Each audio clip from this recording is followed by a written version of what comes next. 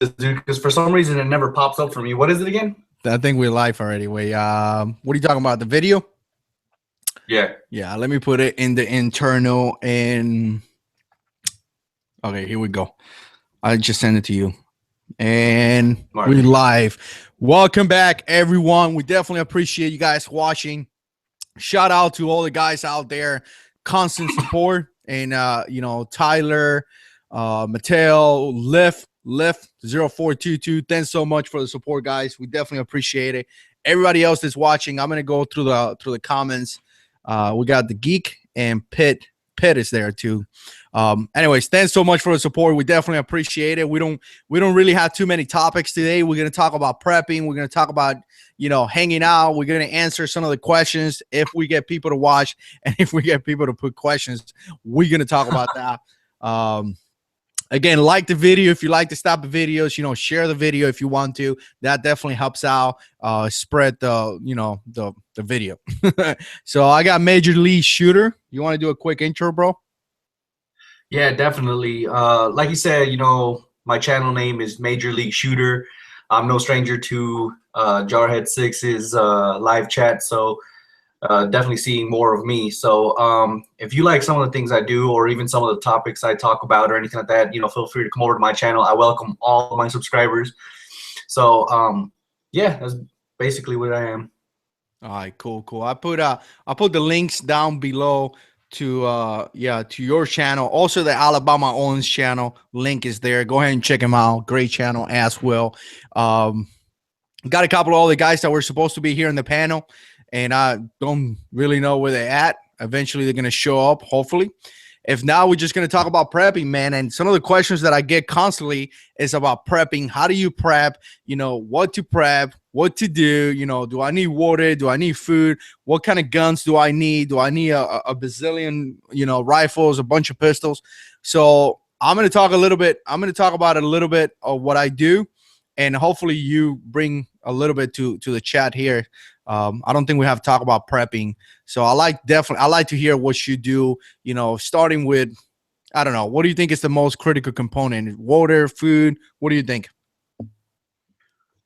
Are you asking me or the audience? No, I'm asking you.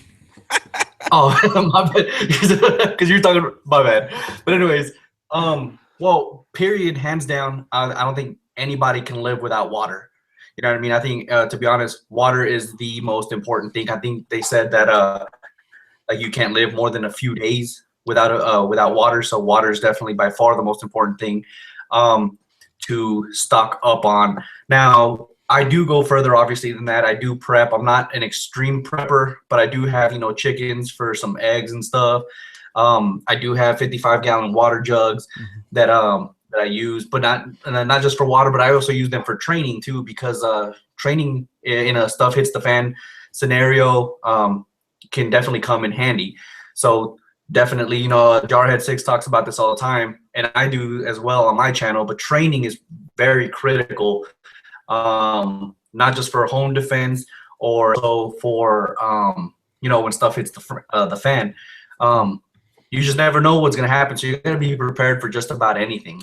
Yeah, let's break it down a little bit to just have it a little bit more organized, because you know how we roll here. We just talk. Yeah. But Mattel put out medical, food, and water.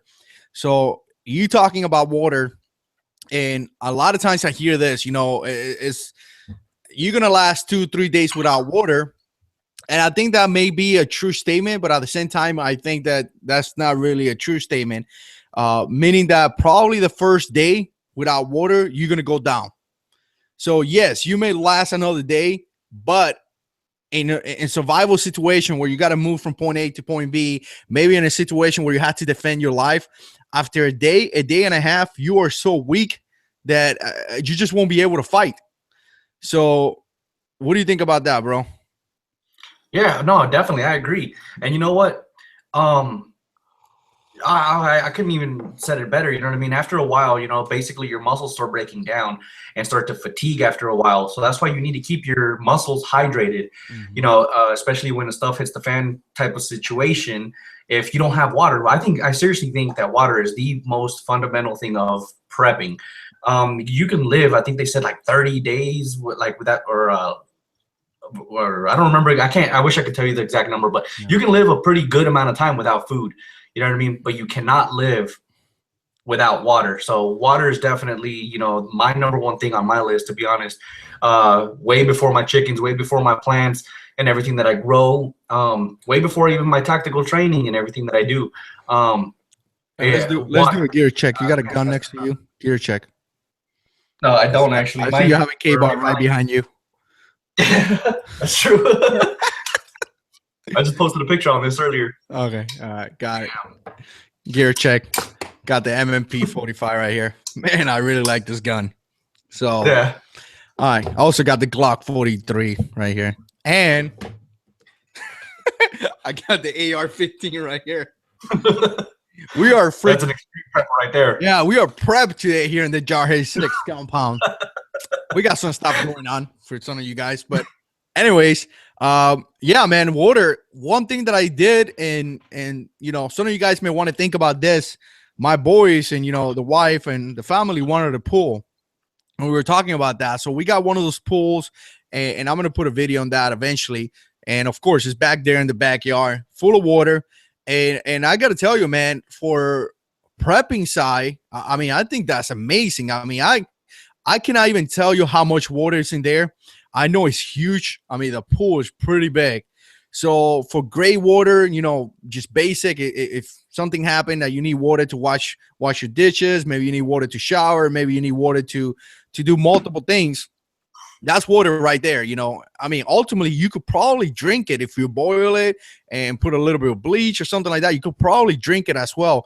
And if you keep it clean, like we have those bleach tablets that you put in there, if you keep it clean every single day, I think it's going to be a good idea. So again, how do you have stuff that is needed for your basic life, but at the same time you could utilize for a survival need? You know what I'm saying? That's my concept. I think that's excellent when you could get a pool, the family are having a blast, everybody's having fun, but at the same time that could be utilized for some type of survival need.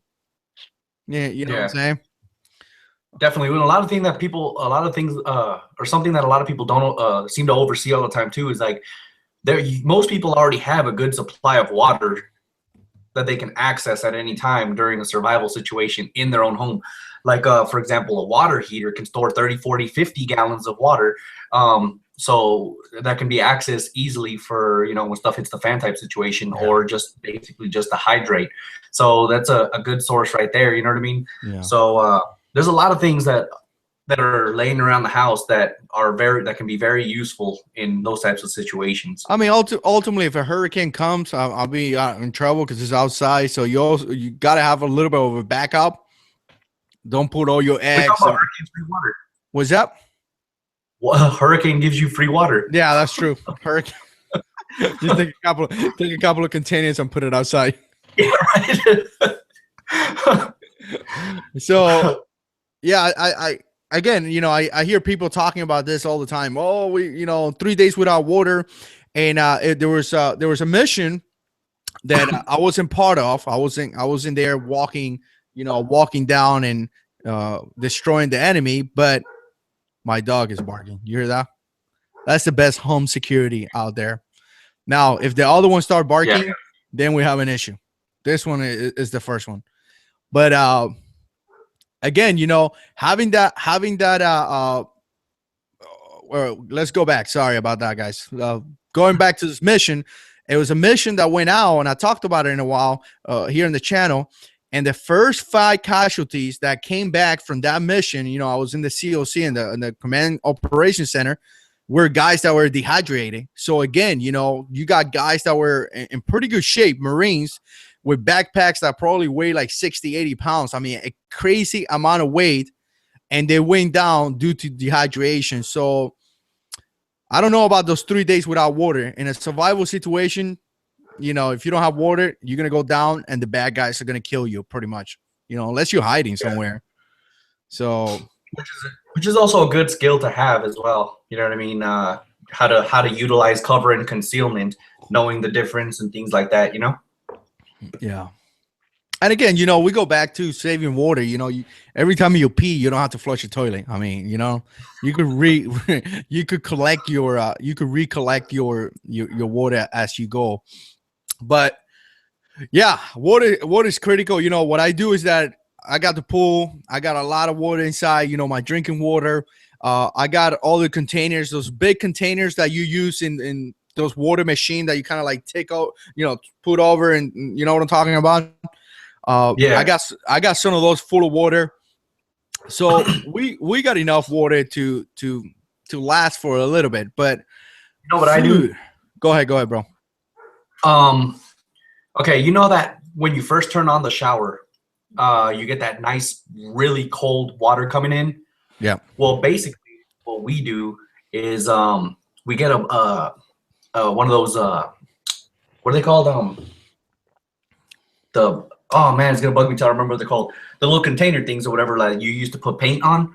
Yeah. But anyways, yeah, put that in the shower and collect all that cold water before it gets warm, before we actually go into the shower. That way it's not going to waste.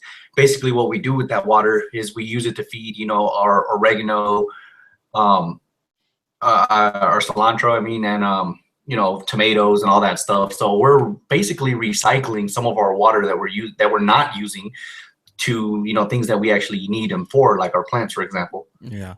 And you know, that's crazy, man, because the things that we talked about is things that people used to do back in the days. Like our society is so comfortable that anything, you know, like nowadays to create terror, create issues here in the country, you don't even have to do anything. All you have to do is kind of poke a little bit on the, you know, on our basic life. I mean, I don't know if I don't think you were hanging around about a year or so ago.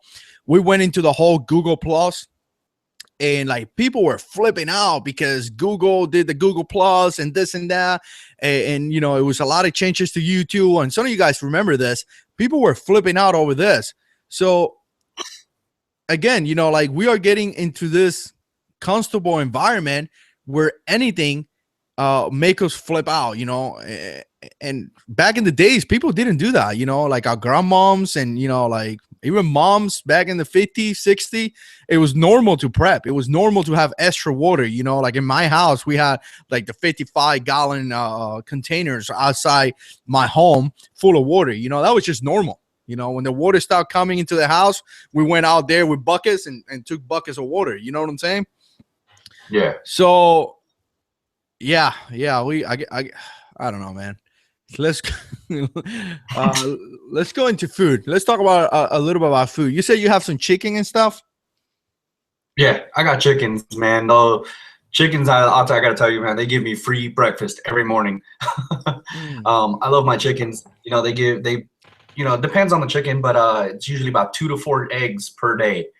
You know what I mean? So it's a pretty good amount of eggs per chicken. So if you have like 4 or 5 or 6, or depending on how big your family are, you know what I mean? Yeah. You can have free eggs. And not only that, but if you grow even more than that, you can actually have chicken. You know what I mean? Why go and pay for, you know, like KFC or something like that, or Popeyes or whatever, when you can just make your own in the backyard, just, you know, get on the grill, which is what I do occasionally, you know what I mean? But, yeah. And you know, I prefer living in the country too. You know what I mean? I live in the desert, and over here, basically, we have a lot of jackrabbits and stuff like that running around. So occasionally, I go out with my 1022 and just, you know, get me some rabbits and stuff, and then you know, put them on the grill, and you know, we'll have a nice little dinner for the family. You know. Do you screw like any army names when you're killing those rabbits? You screw like Army Strong, Papa. The few, the proud, the army. Hey, no, I'm just kidding. Careful, there's Marines in the panel. I know. I see Mateo. Yeah, but yeah, I mean, good point, man. I got family that have chickens too, and I don't, and that's something that I'm gonna have because, I mean, my family, man, it's ridiculous the amount of eggs that they get, man. Like every time I go and visit, I come back with like, I don't know, 20, 30, 40. I'm talking like a basket full of them because they have so many. And not only for food, also for selling, man. Like we were talking about, I think I think you could sell them for a pretty good price. And again, you know, in some type of survival situation, I'm sure a lot of people will give you a lot of money for eggs, man. Or they give you all the stuff, you know, like rice, beans, you know, bullets, I don't know, some type of service. How difficult for you to raise your chickens though? It's actually not difficult at all, man. They you know, you can get like a bag of their food, whatever, the little corn things or whatever they are. Yeah. And you can get them for really, really cheap, man. I think it's like, you know, $12 for like 10 pounds or something like that. And it's they eat probably like 2-3 times a day. So that's each, of course. So yeah, if you have a lot of chickens, it can add up, but typically it's not that much. But yeah, it is relatively inexpensive. And of course, obviously they need to drink water too. But yeah, it's relatively inexpensive. And it tastes better too. Definitely.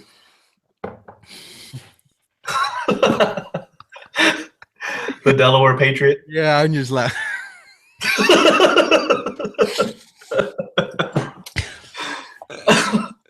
oh Lord. I caught that. Oh man, that's funny. I got to tell you, man, this is why I love doing this and spending some time here, because there's so many cool dudes out there. You know what I'm saying? That that's funny, man. That was a good one, man. But yeah, one thing that kind of like surprised me was how my family takes care of some of the chickens. Is like very easy. You know, you don't, people think that you have to have all this land and all this stuff to take care of them, but you don't. One thing that I don't hear in the channel is that I stock up in rice, and I got this buckets. And if you go to Lowe's, you could buy the white buckets. I got videos in the channel, and then you could buy the bags, and then you could stock up in rice, and you'd be surprised how inexpensive it is to stock up, you know, 40 pounds of rice. I mean, it's not that much. Yeah. So like you were talking about the whole prepping thing, I'm not saying to stock up for 2 years, but if you put away 3 or 4 buckets full of food, you know, like beans and rice, man, I got to tell you, man, that's a lot of food. That you talking about a couple of months of food, you know, when you have some chickens and some rice, if something happened, I mean, that's rice and eggs, man. That's good food. You know what I'm saying? So, well, and even your plants, like your like tomatoes and your cilantro and, you know, your lettuce, all that stuff you can grow yourself, and it's pretty easy to grow, to be honest. You'd be surprised at how easy it is to maintain a small little garden, you know what I mean? And it's something that people tend to overlook. I personally don't do the growing or whatever. My wife does it, but you know, I help out every once in a while too. But it's really not hard to garden. It's not hard to raise chickens, and it's not hard to store water, and it's not hard or expensive to you know, stock up on rice. These are like simple things that people can do that's relatively inexpensive and yet will be very beneficial for you in the long run. You know what I mean? Yeah. I'm reading some of the comments, and definitely put some comments, guys. If something that you guys want us to talk about, let me know. We don't really have too many topics, but I got to tell you, if you guys want to put comments, if you come into the video, you could put the comments, and I could keep track of that. If you start watching in different platforms and putting different comments, I won't be able to answer. But yeah, one of the comments is like, no, cook the rice without fire, without smell, with a little bit of water as possible. That's when it comes down to learning survival skills, and that's something that I'm lacking of. Like, I consider myself pretty good on you know, tactics, using a weapon, you know, defending myself. I consider myself okay. I'm not an expert, you know, ninja / operator or anything like that, but I think I could do pretty well. I think I could defend myself pretty well when it comes down to creating a security plan. And you probably could do too, you know what I'm saying? Just for having that military experience, I think we could do pretty well. But when it comes to like bushcraft, you know, like you got some guys out there that will grab a chicken, you know, some of the hunters, they will kill a deer, skin the deer, cook the deer, and like in the backyard, like it's cool, you know? And that's something that I don't have too much skills on. But again, that's why there's YouTube. I mean, there's so many channels here that you could learn. You know what I'm saying? I mean, great point. I'm not an expert by any means. You know what I mean? to be honest, I'm learning as I go. I just started prepping a few months back, so like I said, I'm not an expert or anything like that. But I just want to point out really quick. Alexander said that stocking up on peanut butter is good as well. Absolutely great point. If you have kids or anything like that, you know what I mean. You get WIC, and WIC, you know, gives you peanut butter in a lot of states. You know what I mean? Peanut, that's free, man. Like they give you so much peanut butter that you're not even going to eat that much, and yet you could just get that peanut butter, put it away, and it lasts a pretty long time.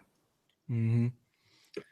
Yeah, I was man, I was watching a video today from someone. Maybe we'll get into this in a little bit. And anyways, he was talking about how, you know, he lost his insurance and he has to get new insurance, and he has to pay like $1,700 a month in insurance because the whole Obamacare. It blew my mind, dude. But we'll probably talk about that later. But anyways, yeah. I mean, stock up on in as much as you can, and I will be very careful when it comes down to this tactical companies. I mean, there is a tactical company for everything nowadays. Like you name it. Some guy, some Marine that got out of the Marine Corps made a tactical company on you know, flashlights, weapons, blah blah blah.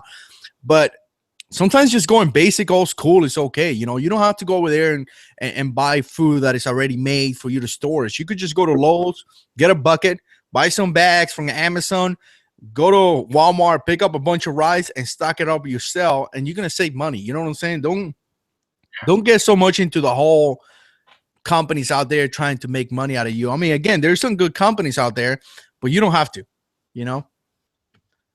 Yeah. Definitely. Okay. Yeah. I definitely want to get more into the prepping thing. You know what I mean? Like I said before, I'm not an expert by any means.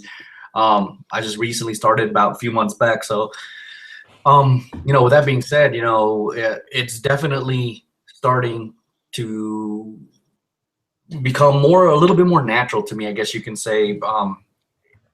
And to be honest, it's not something that's very hard to get into either. You know what I mean? At first I was kind of hesitant to do it. You know what I mean? Like, would people look at me crazy? I don't care if people look at me crazy, but man, people are yeah. I like, ask myself those kinds of questions, but huh? I was just saying how people are stupid, dude. Like it's Lord, man. Sometimes, you know, sometimes I just like I'm not gonna even go into this, but yeah, you're right. So some people think because you do something is radical or it's not good. Or I mean, I face this situation all the time, man. Like I remember when I started stocking up some of the buckets with rice.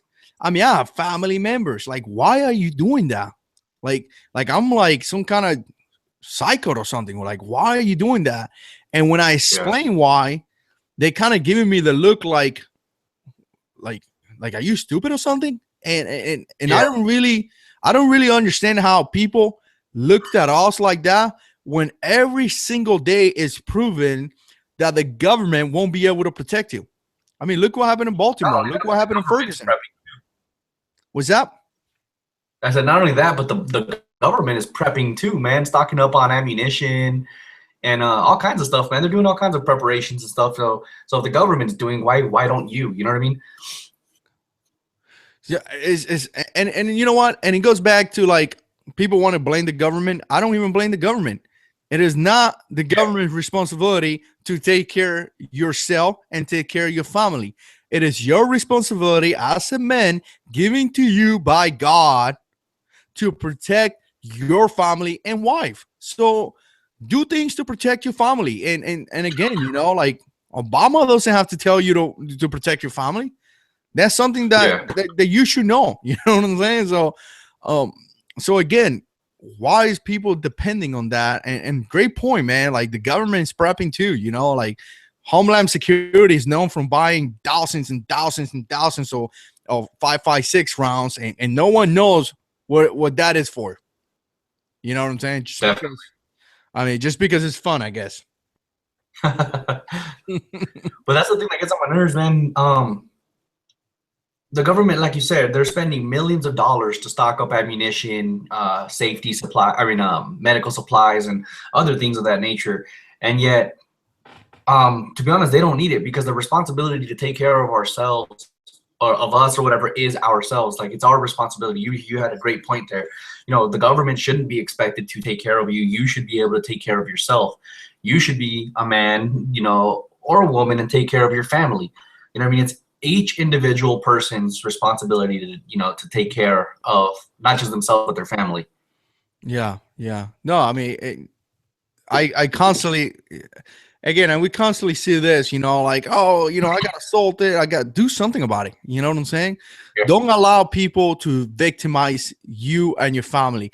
And that's something that I tell people all the time, because, you know, like, how many times, and I know this, every time this happened, doesn't really get reported in the news, because, you know, once somebody with a concealed carry does something, the news is not cool for the news, so they don't report it. You know what I'm saying? But definitely, I mean, how many times are you going to be sitting in the mall, or sitting at a movie theater, or sitting at Walmart, or walking around with Walmart, or doing something, and you're going to allow some kid that can't find a girlfriend kill you and kill your family?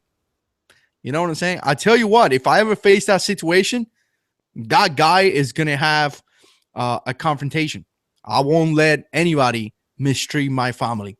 And I'm not saying that I'm not saying that I'm going to do a combat role and jump in the air and scream Marine Corps, and you know what I'm saying? Because I don't know. Maybe that guy is better than me. All I'm saying is that I would take a stand and I tend to defend myself and defend my family. Some people are just like, cool, man. Like, oh yeah, you know what? Kill me and kill my family. It's cool, you know, but I'm not going to carry a gun. I mean, are you an idiot? How are you going to allow people to destroy the people that you love? You know what I'm saying? It just blows my mind, man. I don't even know how we got into this conversation. So, yeah, I don't know either. We're like, it's supposed to be. It started off by prepping, and now we're on government conspiracies. I told you that. Tell them, guys. Yeah, it's funny because we started talking, and you're like, hey, remember the topics? I'm like, dude, they come as we go. But here's the thing, man, and food, and Alex was talking about just starting up and prepping, and by no means I'm an expert or anything, or I'm truly prepared. One thing that we got to keep in mind is that you're never going to be prepared enough. You know, there's always going to be something that is going to like destroy your entire preparation. And I'm sure in the Army they do the same thing, but in the Marine Corps they always tell you to adapt and overcome. If you're going to do something and it goes wrong, do something else. Make a decision and do something else. If you ever done any close combat training, you know, they tell you, okay, the guy in the front is going to go right and I'm going to clear left. And then the guy in the front goes left and it kind of screws the whole rotation. Well, just go right, you know, make a decision and go for it. So people look at this like it's a lot of stuff. Just having a little bit of rice, just having a little bit of water, you know, having enough to be home for 3-4 weeks is a good starting point. You know what I'm saying? So don't get stressed out right now and oh, I got to buy this and I got to buy that. And people tell me, hey, how come you got all those guns and this and that? And some of those guys here on YouTube been collecting guns for years and years and years. So if you just start up and you see a channel like me or maybe yourself or, you know, the firearm guys have a lot of weapon and you're like, man, how do those guys afford all those guns? It's been years of buying guns. It's not like I go to the store and I pick up one of each. You know what I'm saying? We're not rich or anything, you know, we're just regular dudes, like regular dudes, like you, like people watching, you know?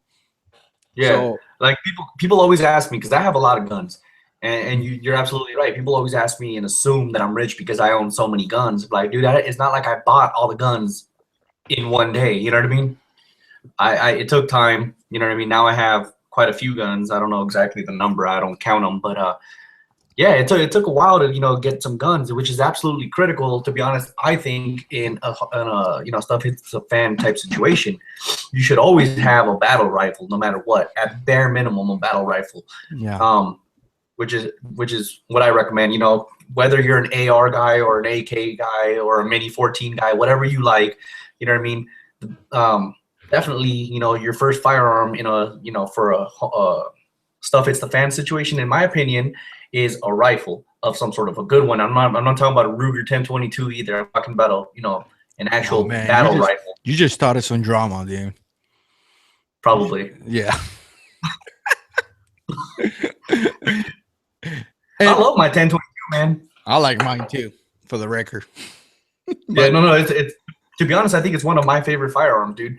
1022 is a great firearm, but for a stuff hits the fan situation, you know what I mean, for self-defense, it's probably not the best cartridge. It's not powerful enough, although it is the 22 is the same caliber as a 223 or a 5.56. It's just the cartridge itself is not as powerful as either one of those other two. So to be honest, it's probably not optimal. It's probably more optimal to go hunt for like small game like rabbits or rats or whatever. You know what I mean? Yeah. Here, I got a bunch of Marines watching the chat, so just to motivate them. You guys, man, I'm gonna go get a. You guys remember that rank?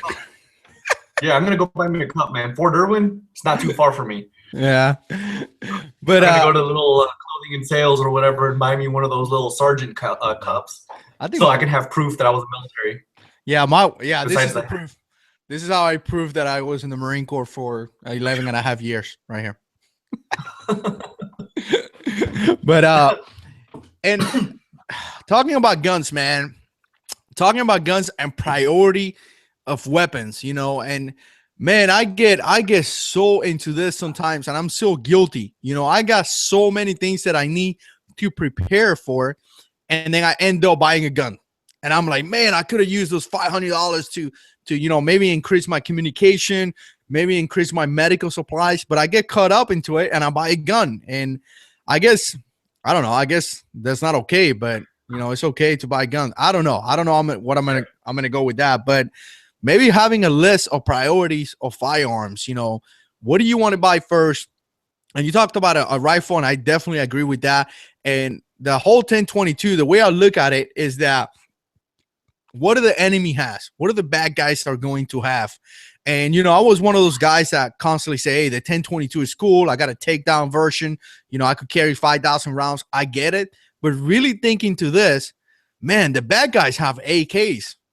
A lot of guys have AK-47s. A lot of guys have AR. So do you really want to bring to the fight a 1022 versus an AK? I think you're going to have some issues. You know what I'm saying? Definitely, I agree. And Central Oregon Survival Network actually brought up a point. He said, a well-placed shot is a well-placed shot. Absolutely agree. You know what I mean? If you get somebody with a 22 between the eyes, chances are at a pretty, decent range, probably like 50 or 60 yards, probably no more than 100 yards. You guys got to go and check out his last video. He did a video with a survival bow or something, and he looks like a sniper. He's like hiding in the trees, like you cannot even see him. He comes into this place and he starts shooting some arrows. And I gotta tell you, man, like he would like destroy me. The way he did that video, like you shout out to him. Go ahead and check out his channel. He has a lot of good information, and check out that video because it is a really good video. But go ahead, bro. Yeah, I'm subbed to him. So, but No, definitely. No, I agree. But back to what I was saying, what he was saying is that a well-placed shot is a well-placed shot, which I absolutely agree. But what are the chances of you being that good of a shot in a self-defense situation? You know what I mean? When the stress levels go up, tension, your accuracy in a sense fails. That's why you train and train and train. But even when you train, I've been in combat, man. I've been in multiple firefights. And it never got easier. You know what I mean?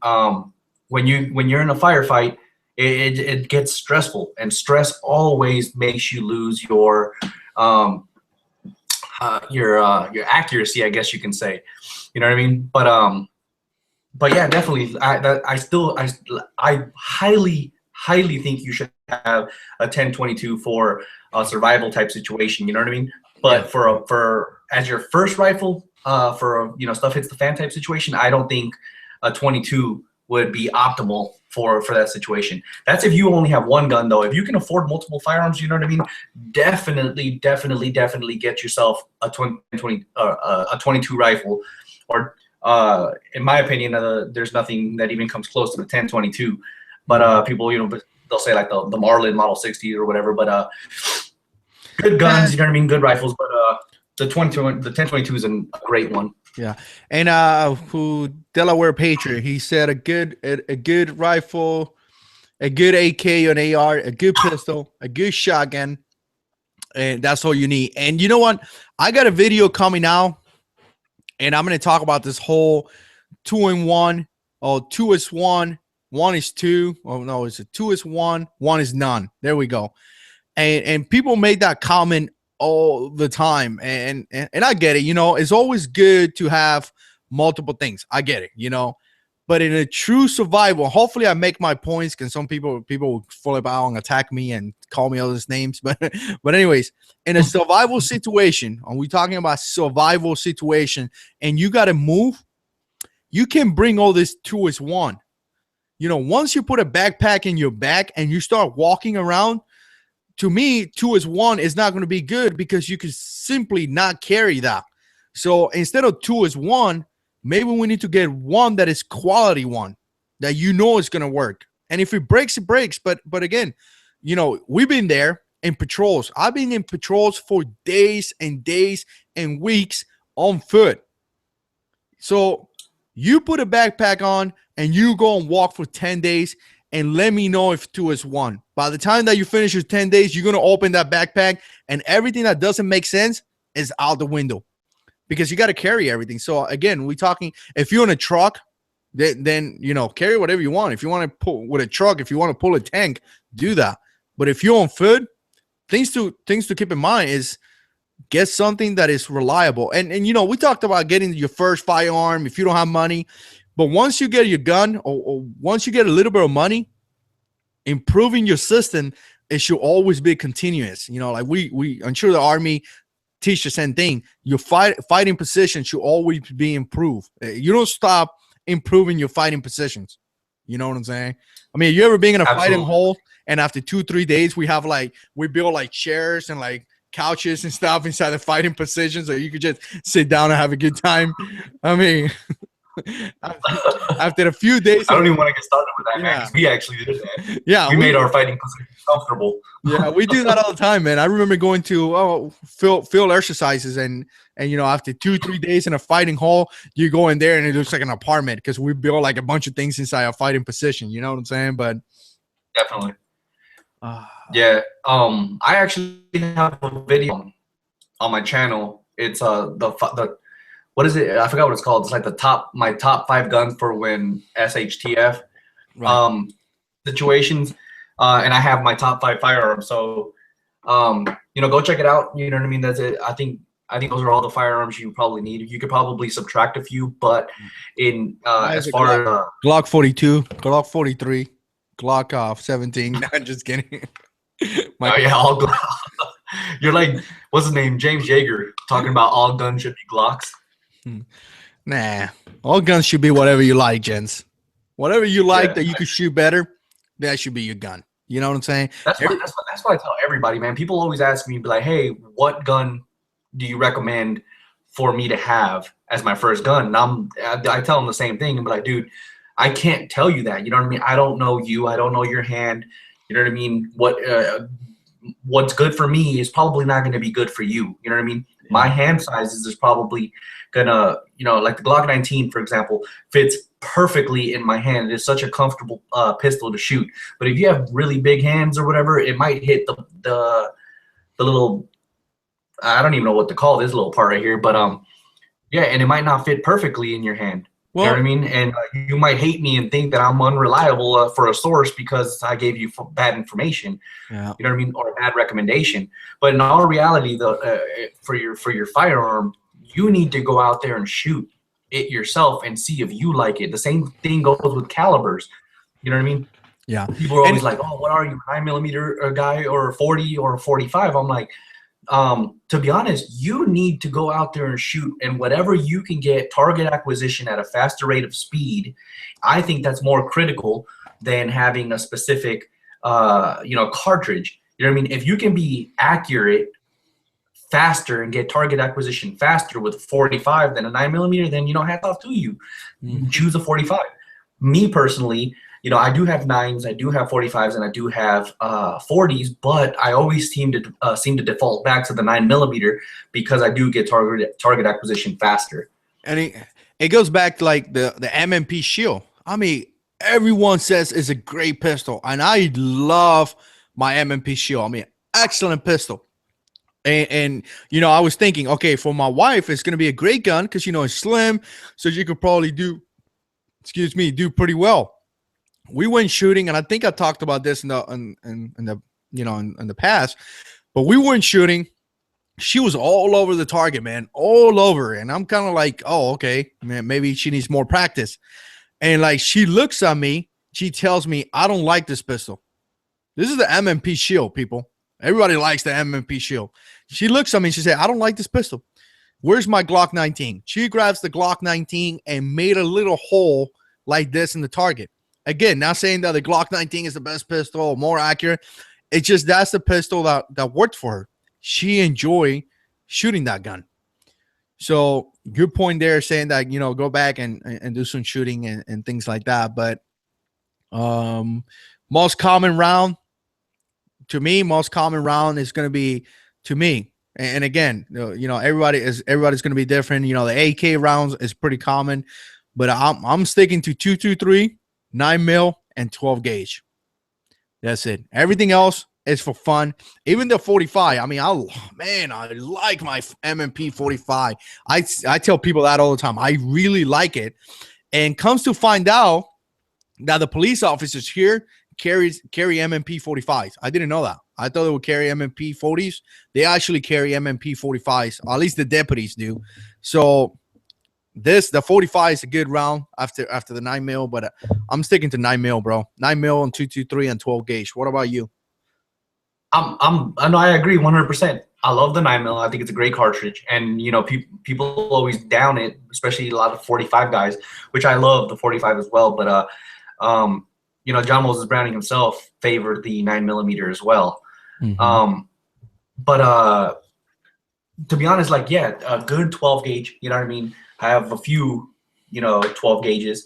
I just actually, if you follow my channel, you'll know that I just picked up another 12 gauge shotgun. I'm a big shotgun guy. I love the versatility in a shotgun, how easy you can switch out barrels. One for, a longer barrel for, say, hunting or bird or hunting or whatever. And or you can go, get a shorter barrel for, more room clearing or, tactical situations, I guess you can say.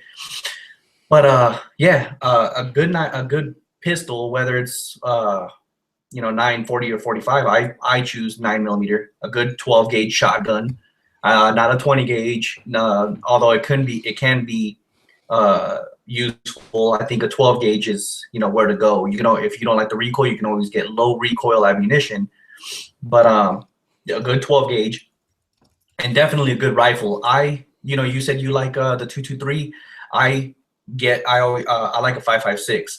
Generally, because a lot of 5.56 rifled barrels or whatever generally can accept 223 to be shot through there, and a lot of 223 rifled barrels can't support a 5.56. You'll damage your rifling inside your barrel. Now, this is not every case situation, so guys, don't bash my head on this, because there is some 5.56 or a 223, like the 223 Wild, for example. The 223 Wild can shoot 5.56, I believe. So that's basically why I like to get with a 5.56 rifled barrel. But to answer Alexander, who said if that is a shotgun for home defense, if you're referring to the new Remington that I bought, I'm trying it out right now for home defense. So far, it's working pretty good. But for home defense, I still think I like my Mossberg because of the ergonomics of the Mossberg. I like the safety on the top of the receiver versus on the side of the trigger assembly. And for home defense, I don't like the pump release being in the front of the trigger assembly either. I like it right there next to the trigger assembly where I can actually access it without losing my grip on my firearm. But so for that reasons, I still think I'm gonna go back to my my Mossberg, but I am trying out my new Remington. But that's just talk nothing bad about it, because trust me when I'm telling you this, guys, I love that shotgun. And for those who don't know, you guys could always go to my channel. It's literally the last 2 videos that I posted. But that's a great shotgun. I've shot it quite a few times already, probably about 200 rounds, and through it already. And oh man, it's so much fun to shoot. It's a great shotgun, and yeah, I love it. Here's the thing, because Freeze is talking about 20 gauge is good for children. Having we talked about 1022s, AKs, ARs, all that, but there's nothing wrong with having a rig that your entire family could utilize and have different capabilities. One of the things that it was so stupid. You probably remember this, but in Iraq, back in 2004, I mean, before you even engage a person, there were different levels of escalations that you had to take. And one was like, shoot the floor, shoot this, shoot that, use a shotgun, then you could shoot this. And I mean, I'm not going to get into it, but it was just retarded. But, a lot of times that's what we did. Like, one guy had a shotgun, one guy had the rifle, one guy was behind the machine gun, and one guy, like, the vehicle commander could stand out there and pretty much as the vehicle approach, or as a threat approach, give the commands and utilize different guns. So, I mean, if you have a boy that is like, I don't know, 14, 15, and you have that 1022, he could probably use that. Even what, an 11-year-old boy, 12 years in a survival situation, he could utilize that 1022 very, very well. And we definitely not, we don't encourage little boys shooting at people, but if bad guys are going to kill you, we definitely encourage people to defend themselves. Don't allow somebody to kill your boys. You know what I'm saying? But I would I would never want to see my boys in that type of situation. But, there's evil out there, people. Evil. The devil's out there, and he's trying to attack us. Go ahead, bro. Sorry. Definitely. I was gonna go on a rant. You stopped me, man. I was getting like I was about to hold the microphone and start you guys better listen to me now. No, but no, to caveat about what you were saying about the 20 gauge. Look, I'm not saying anything bad about the 20 gauge whatsoever. I think it's a fantastic shotgun, especially for lighter framed females or lighter built females, especially, or even guys. You know what I mean? A 20 gauge, a good 20 gauge is something that anybody in the family can use, which I absolutely agree with. Now, I'm not saying anything bad about the 20 gauge, but if you're going to go for a kid's shotgun, you know what I mean, for learning or anything like that, you can go for a youth model 410 shotgun. And that would be basically training for when they get a little bit older and they can actually handle a 12 gauge. I don't know. Maybe it's just me. Don't rip my head off because I have this opinion, but I don't think there is a real practical reason to have a 20 gauge, because the 12 gauge can do that plus more. And people always say, like, yeah, but the recoil is less because it's the 20 gauge. But like, yeah, but you can also get 12 gauge and low recoil. You know what I mean? The low recoil, which basically they put a little bit less powder and stuff. So I mean, if you have children in the house, maybe if you want your boys, your wife, everybody to be able to handle that firearm, may be a good idea. But my wife could shoot 12 gauge. I mean, it goes back to training. Like the Delaware Patriot was talking about his A70, his safety. The safety is not even there for him because it goes back to training. The more training you do, the better you get. I mean, if you don't do training, anything is going to be an issue. Like, people talk about guns all the time, like, oh, it has a safety, so we can't buy that gun. You'll be all right. Just make sure to train to take that safety off. I mean, if you want, some people out there want to have a pistol with a safety because they have children and things like that. And every time somebody put a comments, I got a gun with a safety, like, everyone attack that person, like you just committed a sin, like, what the heck? What are you thinking? Come on, man. So a little bit of training is going to fix that. That's just my opinion.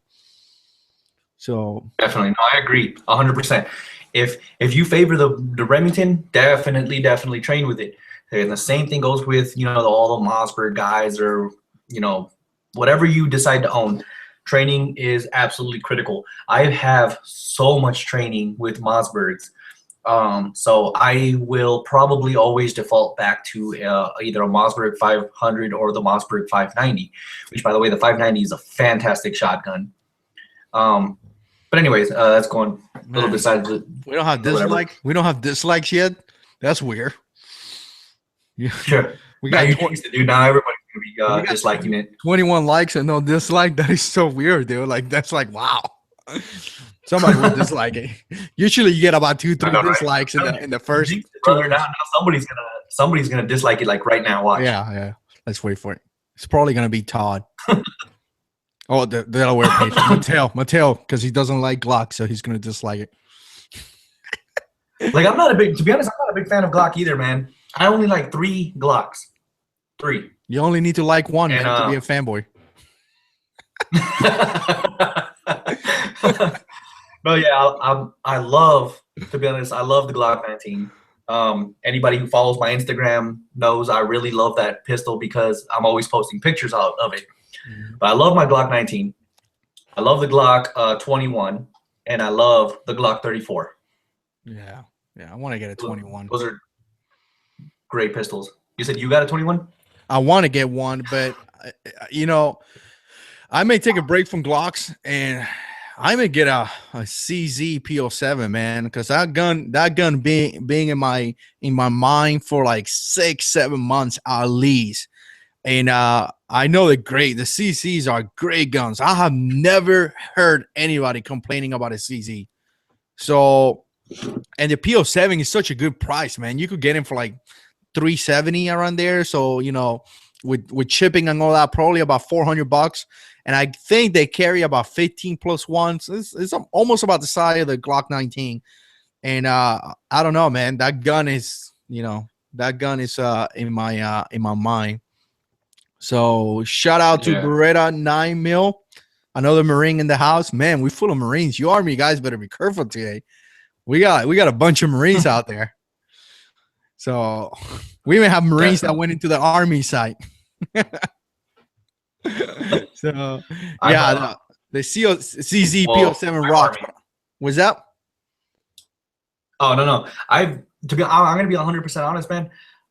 I have never shot a CZ. Period. Me neither, dude. Like I've heard nothing but good things about them, though. Like I've never heard anything bad about them. But which gets me intrigued, man. I don't really like the aesthetics to them, though. You know what I mean?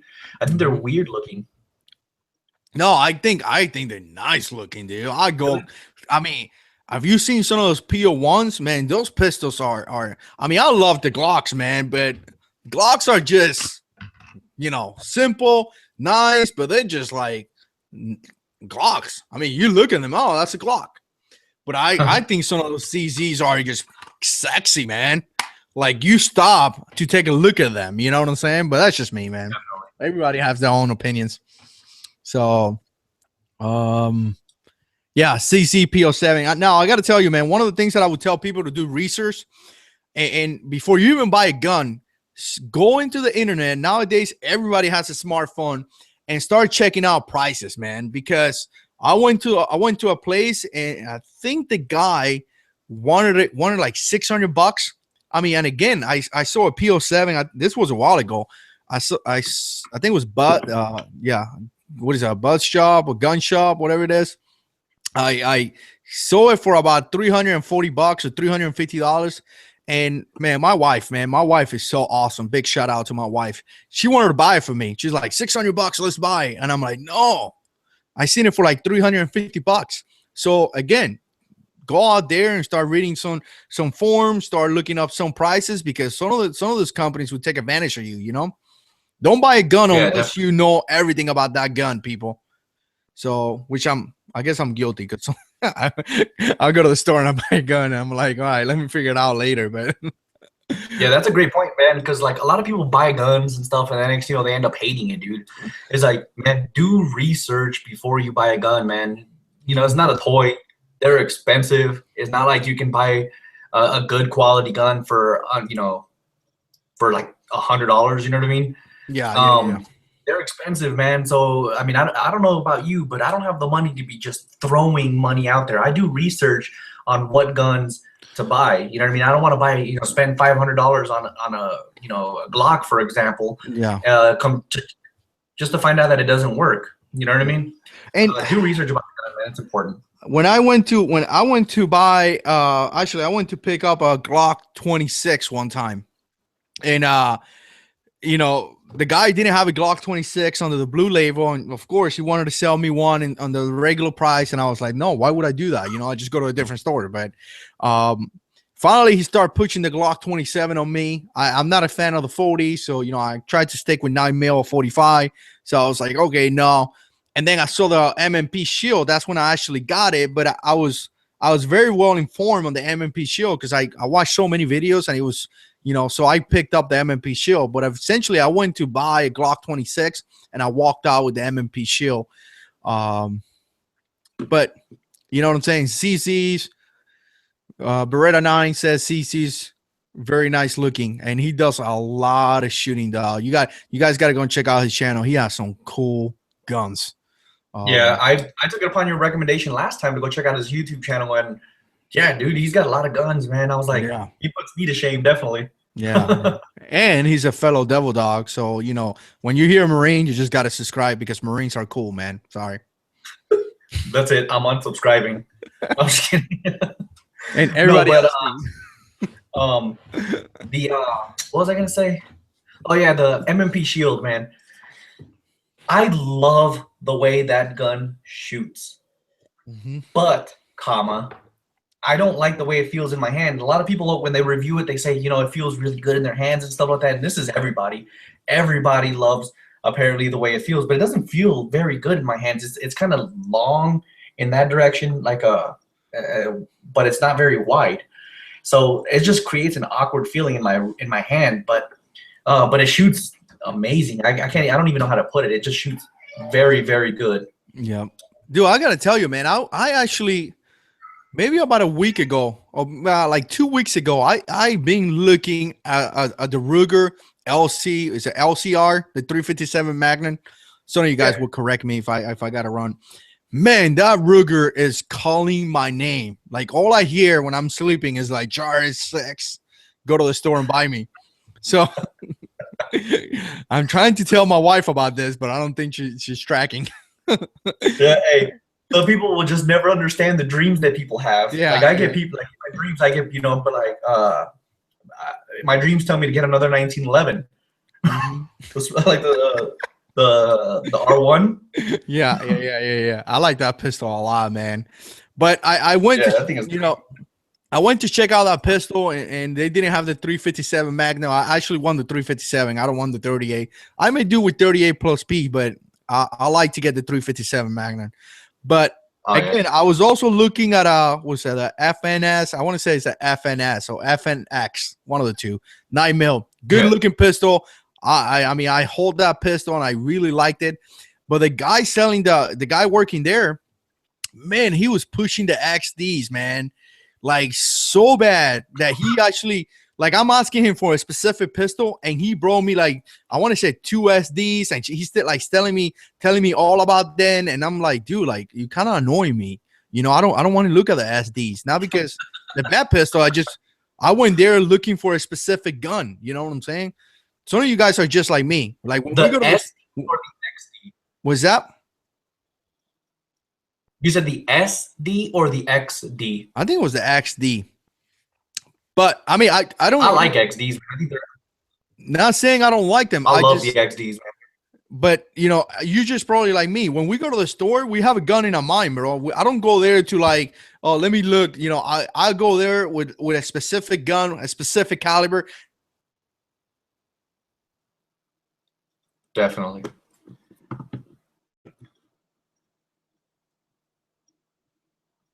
His guns, and then I find myself watching like 3 hours of videos and going to the store to check them out, But yeah, again, you got to be careful, man. Some of these guys selling guns are gonna push you to get something that you probably don't want. Not talking bad about SDs.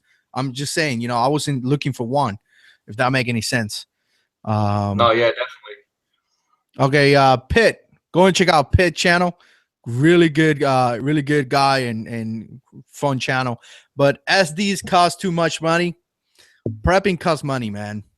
You know what I'm saying? Well, I think Glock costs too much money. I mean, I tell you what, right now, don't pay $500 for this Glock 43. And I paid $399. The size were about $100 and something bucks. So I got about $500 in this pistol, but I think it's too much. You know, some people are selling these pistols for like $550, $600. That's ridiculous, man. That pisses me off, man. Some of those freaking gun shops, man, taking advantage of freaking guys trying to buy a handgun. There's no reason why these gun shops are selling those handguns for $550, man. They're just stealing people's money, bro. That's what I think. Yeah, no, definitely. I agree. Like, how should I put this? I like the Glocks. Like, I really like Glocks. You know what I mean? Mm-hmm. But I strongly believe that they overprice their products, man. I mean, what do you pick up a Glock nowadays? I usually buy them on the blue label. So what, like $500? Yeah. Yeah, I don't know, man. I don't think they're extremely overpriced. I mean, it's a reliable pistol. Yeah, they're closer to 600, man. Man, that would hurt. To be honest, it depends on which model Glock you get. You know what I mean? Mm-hmm. Man, Mateo sold his Glock 42 for $350. That was a really good price. I wish I would have known. I probably would have bought it, to be honest. Yeah, and it was brand new. I mean, he used it like maybe once. But yeah, if you're active duty or retire or law enforcement, there's some other qualifications. The blue label is amazing, and typically it kind of stops me from going and look at all the other companies, I guess, because I mean, you could buy a Glock 17 for about $410, $420 around there. I mean, that's just an amazing price, you know. Definitely. But yeah, I love it. Yeah, Glock 42, $350. I paid $369 for mine, and it was under the blue label. Some of you guys may know the answer to this question. Oh, it was on fire. Oh man, that was a very good price. Some people were saying that the blue label should be the same price overall in every store. That's not what I found out. Depends which store you go. It depends the price they have. Like the local store that I got here was about $345 for the Glock 42. They didn't have one, so I went to a different place and I paid $369. So it was $20 different. So I mean, I don't know if they're supposed to be the same price or not. If I tell you right now, they're not. So somebody's taking advantage of the program, if you want to put it that way. But yeah, definitely.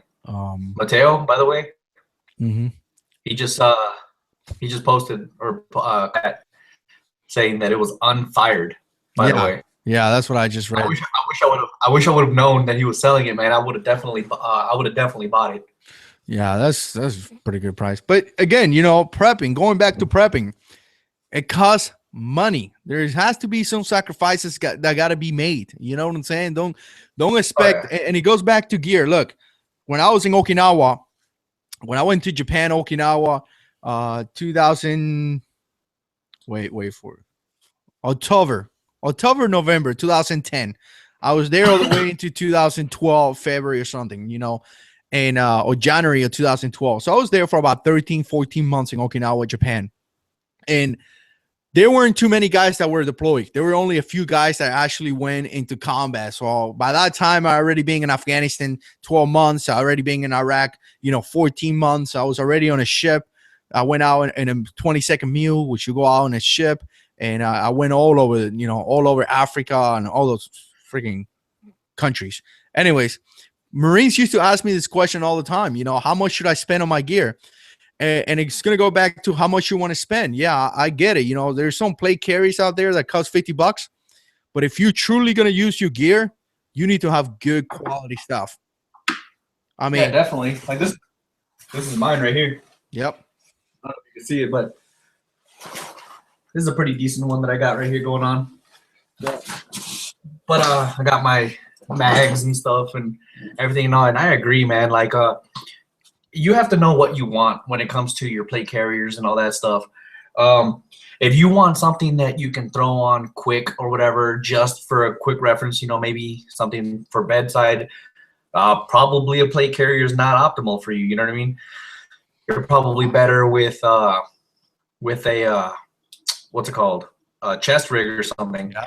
But as far as for when stuff hits the fan or whatever, I definitely recommend getting a good plate carrier. Mine is made by Condor, to be honest. Condor is infamous for having very cheap priced plate carriers, but in my experience, they make pretty good products considering the fact that it's not made in the US. Yeah. You know what I mean? It goes back to know your gear. That was something else that I was going to say. Know your gear. Know the capabilities that you have. Know how you could utilize your gear, and know what your gear is going to do for you. I mean, if you have something, and know your mission.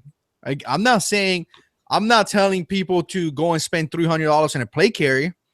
If you're a basic civilian that most likely you're never going to see any combat, but you want to have something for most likely it's going to happen, I mean, maybe you could get by spending $60, $70, $80. But just keep in mind, I was talking to guys that were going to go to combat, guys that went to combat for 6, 8, 9 months that actually saw stuff. And those guys were guaranteed to most likely see combat. I mean, a lot of the guys that I was part of the company were K9 guys. And, they got attached to infantry units and they in the front lines looking for bombs with their dogs on foot. So, again, you know what I'm saying? If you want to buy good gear, it's going to cost money. That's it. I mean, you just can't go around that, man. Good gear costs money. So, yeah. And another thing, people seem to overlook is like the military surplus stores, man. Like, you can go there and get a pretty decent gear to include uniforms and camelbacks and all kinds of stuff, man, for relatively cheap. Dude, I have one right here, man, that they sell like. I mean, it blows my mind what they have, man. Because again, I live close to a military installation, so they have the ability to pick up current gear. Marines need money, and they go and sell gear. I mean, believe it or not, or Marines checking out of the Marine Corps 4 years. You're done with the Marine Corps by 4 years. Some of the Marines will know you acquire so much gear that people go and sell it. I never did that, but people do it all the time. So you could go to some of these places and buy legitimate good gear. So be on the lookout. Yeah, definitely. I'm in the same situation. I live within an hour away from Fort Irwin here in California. So, yeah, definitely, man. Like, I got access to all that, current stuff too. You know what I mean? I got my blue ID card and everything, so I will always have, base access. Yeah. But yeah, dude, like, but still, that's not to say anything though, because like I said, you can get pretty good gear from some of these other, companies or whatever for a lot cheaper and yet still be effective. Yeah. And I always recommend, just go check out a military surplus store, because military surplus stores have a lot of good gear in there. Mm-hmm. Yeah, I mean, they might be used slightly, but it still works. You know what I mean? Yeah. No, I agree. Mateo put Cam Hansen. I was in Cam Hansen for the whole time in Oki, and man, Cam Hansen's it's like 4 or 5 miles and that's it. I mean, once you get out of there, it's just a bunch of Japanese people, which, by the way, if you go to Okinawa, don't call the people from Okinawa Japanese, because they get really mad, because apparently, Japan took over Okinawa. Okinawa used to be an independent country, so they just took over, and but the Okinawan people don't really like the Japanese in a way. So if you call them Japanese, they like piss you off, and they scream at you in like some weird language, Japanese, and you're like, what are they saying? So anyways, and don't get lost. I got lost one time in Okinawa. Try to ask for instructions how to get back to the base at 3 o'clock in the morning. It's ridiculous. You didn't, I mean, other than arigato or something, thank you. Japanese wasn't my take. But anyways, chest rigs versus plate carrier. Although to Mateo, that was in Camp Hansen, I stayed in the Staff NCO Bears, and it was nice because the Marines Bears, usually you have like 2-3 guys in one room. The Staff NCO Bears have like a bathroom, a kitchen, and a lot of good accommodations, which was really nice. But hey, I was a staff and CEO. What can I do? But going back to chest rigs versus plate carrier, I guess it's going to be up to you. Just keep in mind that the plate carrier weighs more than the chest rig, but the plate carrier is going to give you more capabilities. You're going to be able to put, plates inside. I mean, so a chest rigs is more like, you have some gear that you need. You could put it on, but you're not going to have that protection. Something that a lot of people do is that they wear a plate carrier and they also wear a chest rig in top. But it's going to be up to you. Like me right now, I got deterioration in pretty much a large amount of spine, a large amount of my spine, like from the L4 to the L whatever. I got my back broken into pieces. I got 2 discs out of place on my neck. So can I really wear a chest plate? Probably not. If I wear a plate carrier that weighs 40, 50 pounds, and they add up about 20 degrees to your body. Remember, you put that on, you're going to add degrees to your body. So it's going to be hot. It's going to be a lot of weight. Can you really hack it? Can you really operate with that on? That's going to be up to you. A chest rig is just going to give you the ability to bring some ammo, bring some, a couple of things, maybe a first aid kit. But again, you're going to lose that protection that the chest plate carrier gives you. Am I like pretty much there? Yeah, no, I absolutely agree with you.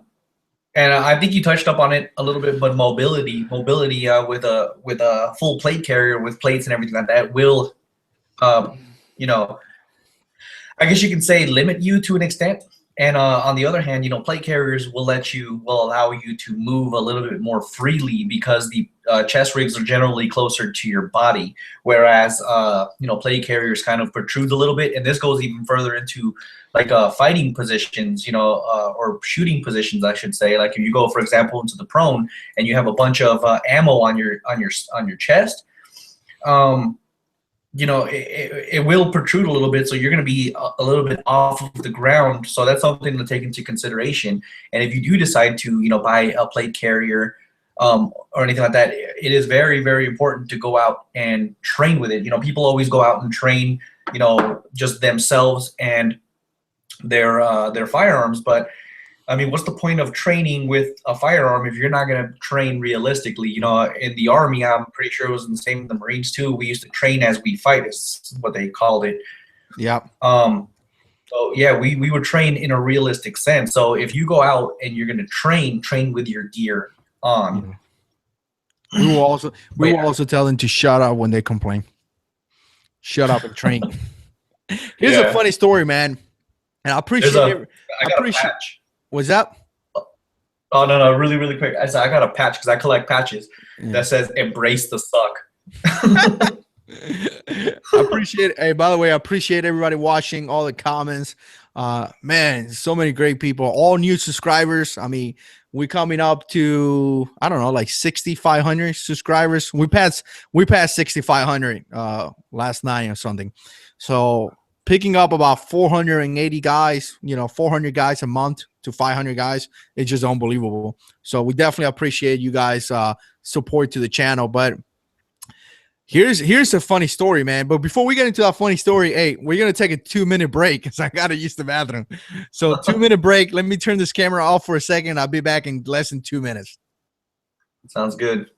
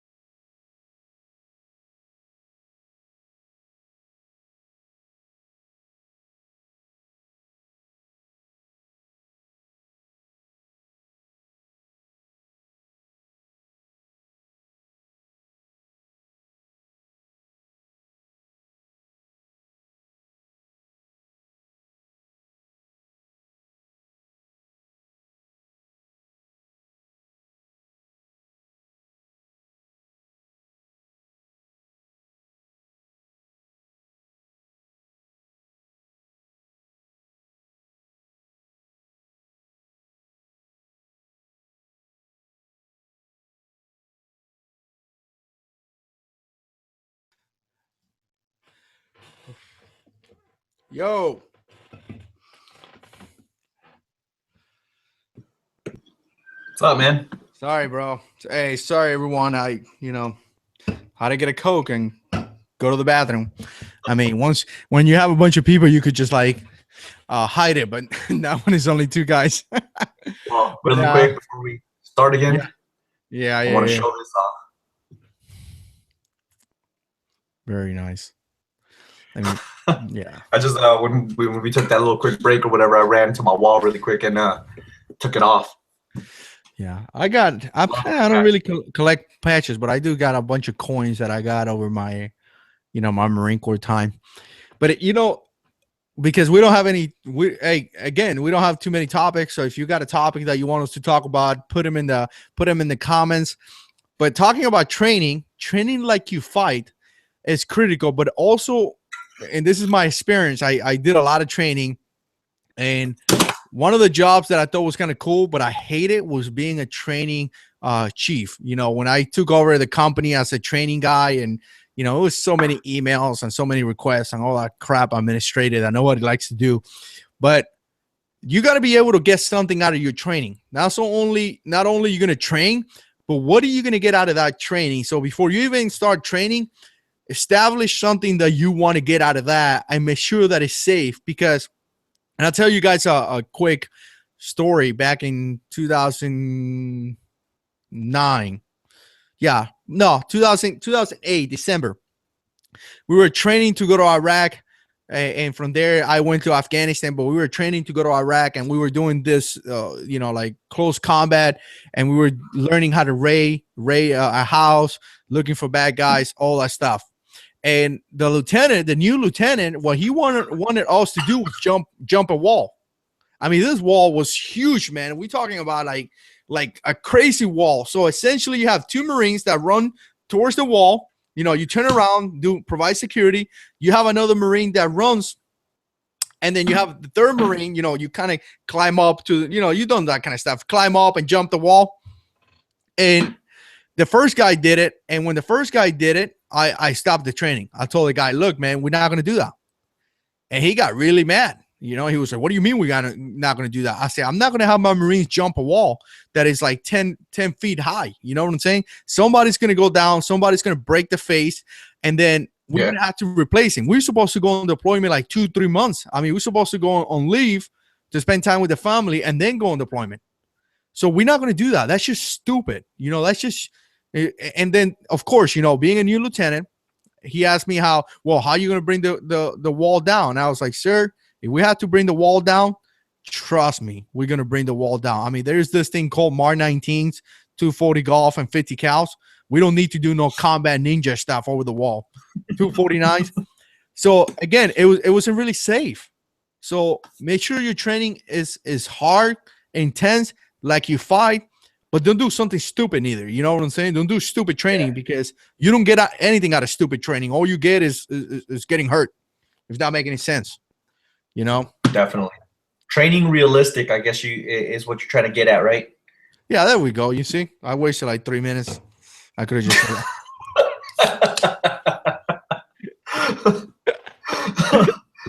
No, but yeah, definitely, dude. I agree 100%. You know what I mean?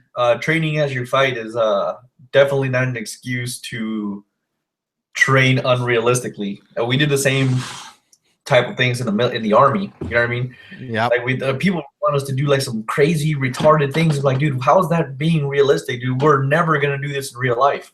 Then their excuse is always like, "Hey, you never know." I'm like, no, I know we're not gonna jump over this freaking 10-foot wall. Yeah.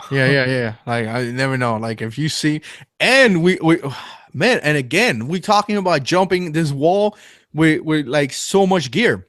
Here's something really funny, man. We're doing this training, and they give you this grappling hook. I mean, you're supposed to get this rope with a grappling hook and throw it to the second floor. Grab that thing and start climbing up. And we have a squad of Marines. So again, I'm not going to get into tactics, but it's different groups. One group is going to go in, one group is going to do security, things like that.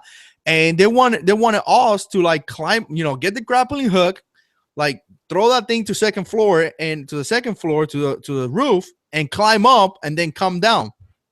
And barely anyone was able to climb up because we were wearing plate carriers, backpacks. I mean, we're talking about a 200-pound Marine with all that crap weighs about 260. So yeah, it was unrealistic. So I made the decision of, hey, you know what, clear the house from the bottom up. And people got mad in that training. They were like, oh, you should have cleared the house. I'm like, what do you want me to do, man? Nobody could climb up the rope. What do you like? We made a decision and we kept going. I mean, again, we just basic Marines, man. If you want people to jump out of helicopters or something, get Navy SEALs. They do that stuff. I'm just a basic dude, man. So yeah.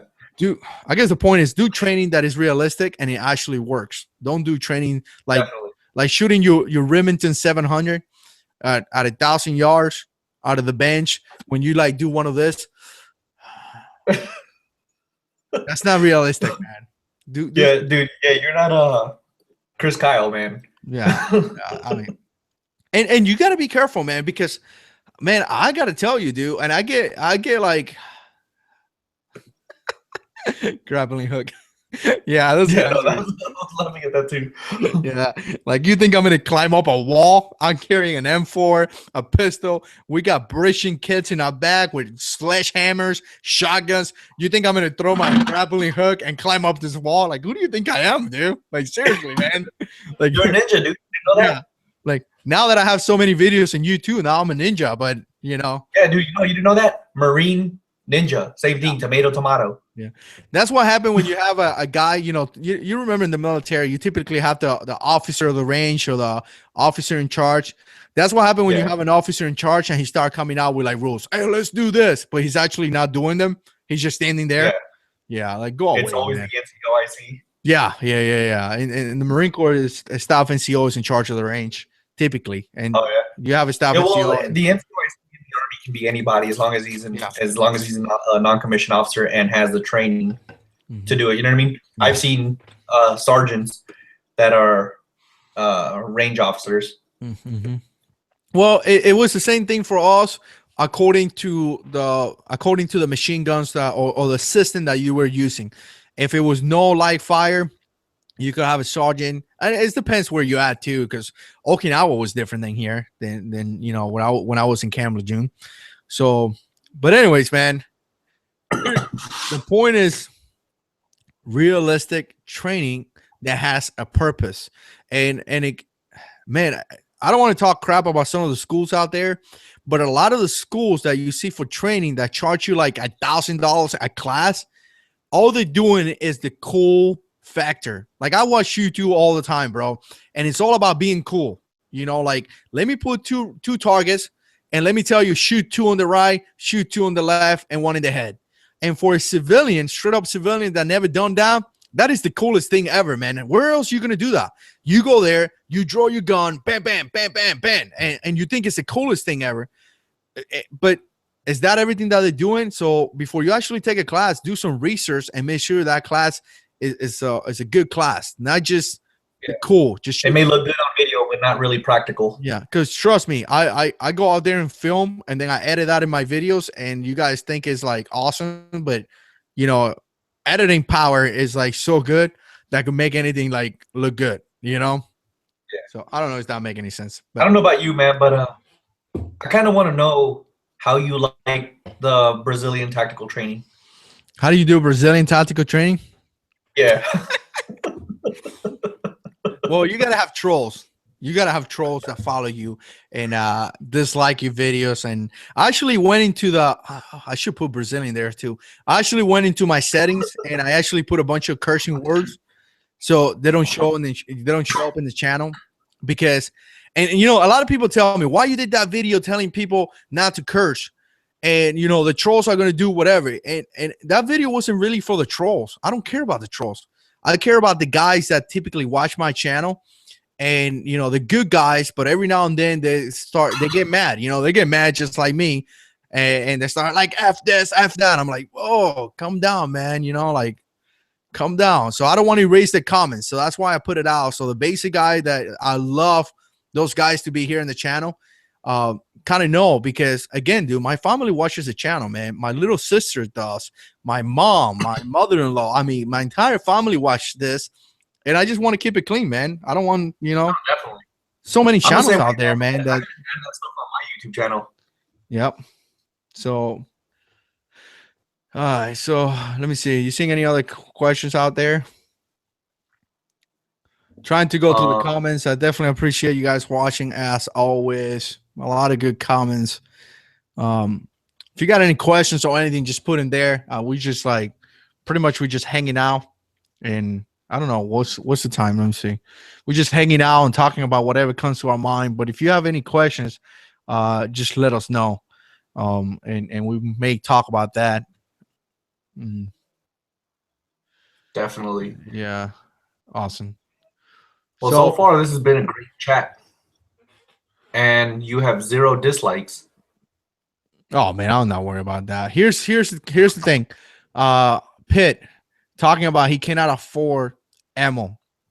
I gotta tell you, man, I'm sure you feel the same way. I can't afford some things. I got kids and I got a wife.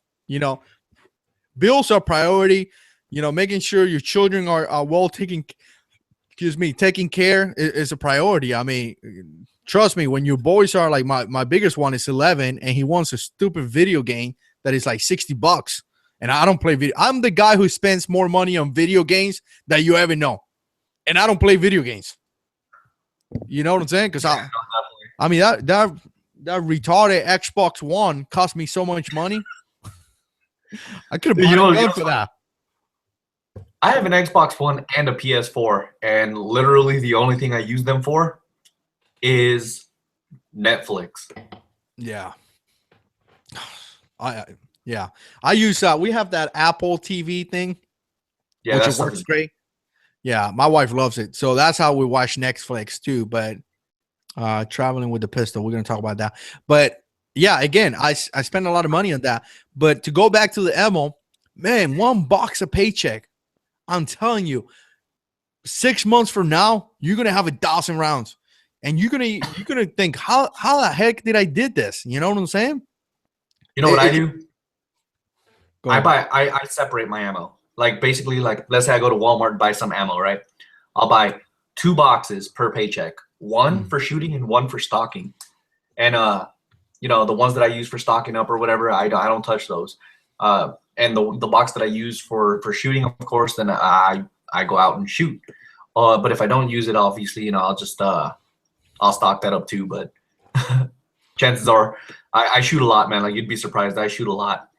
But which makes me I always every single time I go out and shoot, I always forget my camera though, man. It's kind of funny because sometimes, man, you just gotta have fun. Like I went shooting a while ago and I was recording and all this. And next thing I know, I stopped recording. And my wife was like, why? I'm like, because I'm not having fun. I'm recording for you too. I want to have fun. You know what I'm saying? So yeah, shooting is my favorite thing to do, man. It's a good stress reliever. It's fun. It's exercise. And to be honest, I've kind of slacked off since I got out of the military, man. I'm starting to get fat. I need to work out a little bit more. I know they were talking about that in the comments a little bit ago, but I gained like 40 pounds, dude. I'm like a fat kid, dude. Yeah, no, I know, man. Me too. So, see, I'm not showing you, but I'm getting fat. Yeah. But the thing is, like going back to that. Yeah, I mean, people saying buy 3 boxes at a time. Mattel's giving good advice. Buy steel case. Yeah, I actually started to prep a little bit more in 223 because of the AR, and I'm buying mags and I fill them. So now whenever I make it to the amount of magazines that I want to have, I'm going to get some of those plano boxes or maybe buy them in quantity and buy a couple of 100 rounds, and that's it. I mean, you don't have to go crazy, people. You don't have to like freaking buy 20,000 rounds. A box at a time, 2 boxes at a time, 3 boxes at a time, until you get to that level where you have enough round to be comfortable. Like right now, I don't have enough 9mm, but I have enough to be comfortable. Like if something happened, I don't have to like flip out and be like, oh, I got to run and buy a bunch of ammo for like triple the price. I'm comfortable. You know what I'm saying? So, yeah, definitely. Okay, question. Run another question down. Traveling with a pistol, you do that? I never have. The furthest I've ever gone is Arizona, and Arizona, which is my neighboring country or state, excuse me, is constitutional carry, so I don't need to worry about their laws or anything like that. You know what I mean? But I think one thing I do recommend is researching, like let's say you're going to the East Coast or whatever, and you're on the West Coast. One thing you need to do is research all the laws from point A to point B. From all the states you're going to pass by, you know what I mean? Last thing you need to do is violate a state law from Georgia or something like that. Yeah, you know what I mean? And a good point to that. For a while, I can't remember if it's Georgia or South Carolina. I thought it was my concealed carry didn't get recognized in that state, which it does.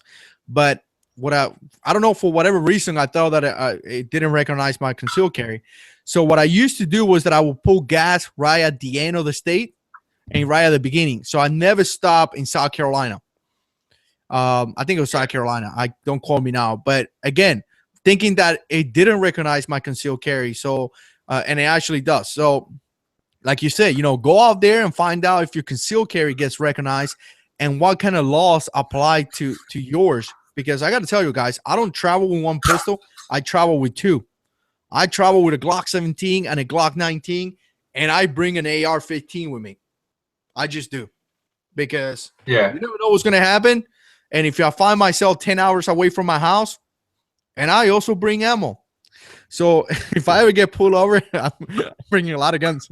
But I don't care. It's my right. So I'm going to carry my guns, my combat gun and my combat rifle. And plus, every time I go back home, I have fun with my family. I go shooting. So it kind of has multiple things. You know what I'm saying? No, definitely. The real Corvo Burnout asked you what mag brand you prefer for AR-15s. But before you answer that, I'm going to answer really quick. I use the Magpul P mags. These things are awesome. Like, I don't even know how to put it. Like, they work. I've dropped them a million times. Never had any issues with them. I don't know about you. What do you use? Yeah, I got P mags too. I like them. We use them in the military. They work, so I use them. And I think I pay. I think this is a generation 2. I want to say $10 or less than $10, $8 or something. I can't really remember. But it must be nice. Yeah. 30. California, man, we pay more for magazines because we have to get those special ones that are blocked off for 10 rounds. This is a 30-round magazine. I know you don't see this, but there we go. So, but I like to get some of the ones that have the opening thing that you can see how many rounds you have, but they're a little bit more expensive. I may get 1 or 2 of those, just so I could have it as primary magazines. But if I had to reload, hey, here it is. They work fine. I love my PMags, man. Like, I think they're great magazines. You said you used them in the Marine Corps?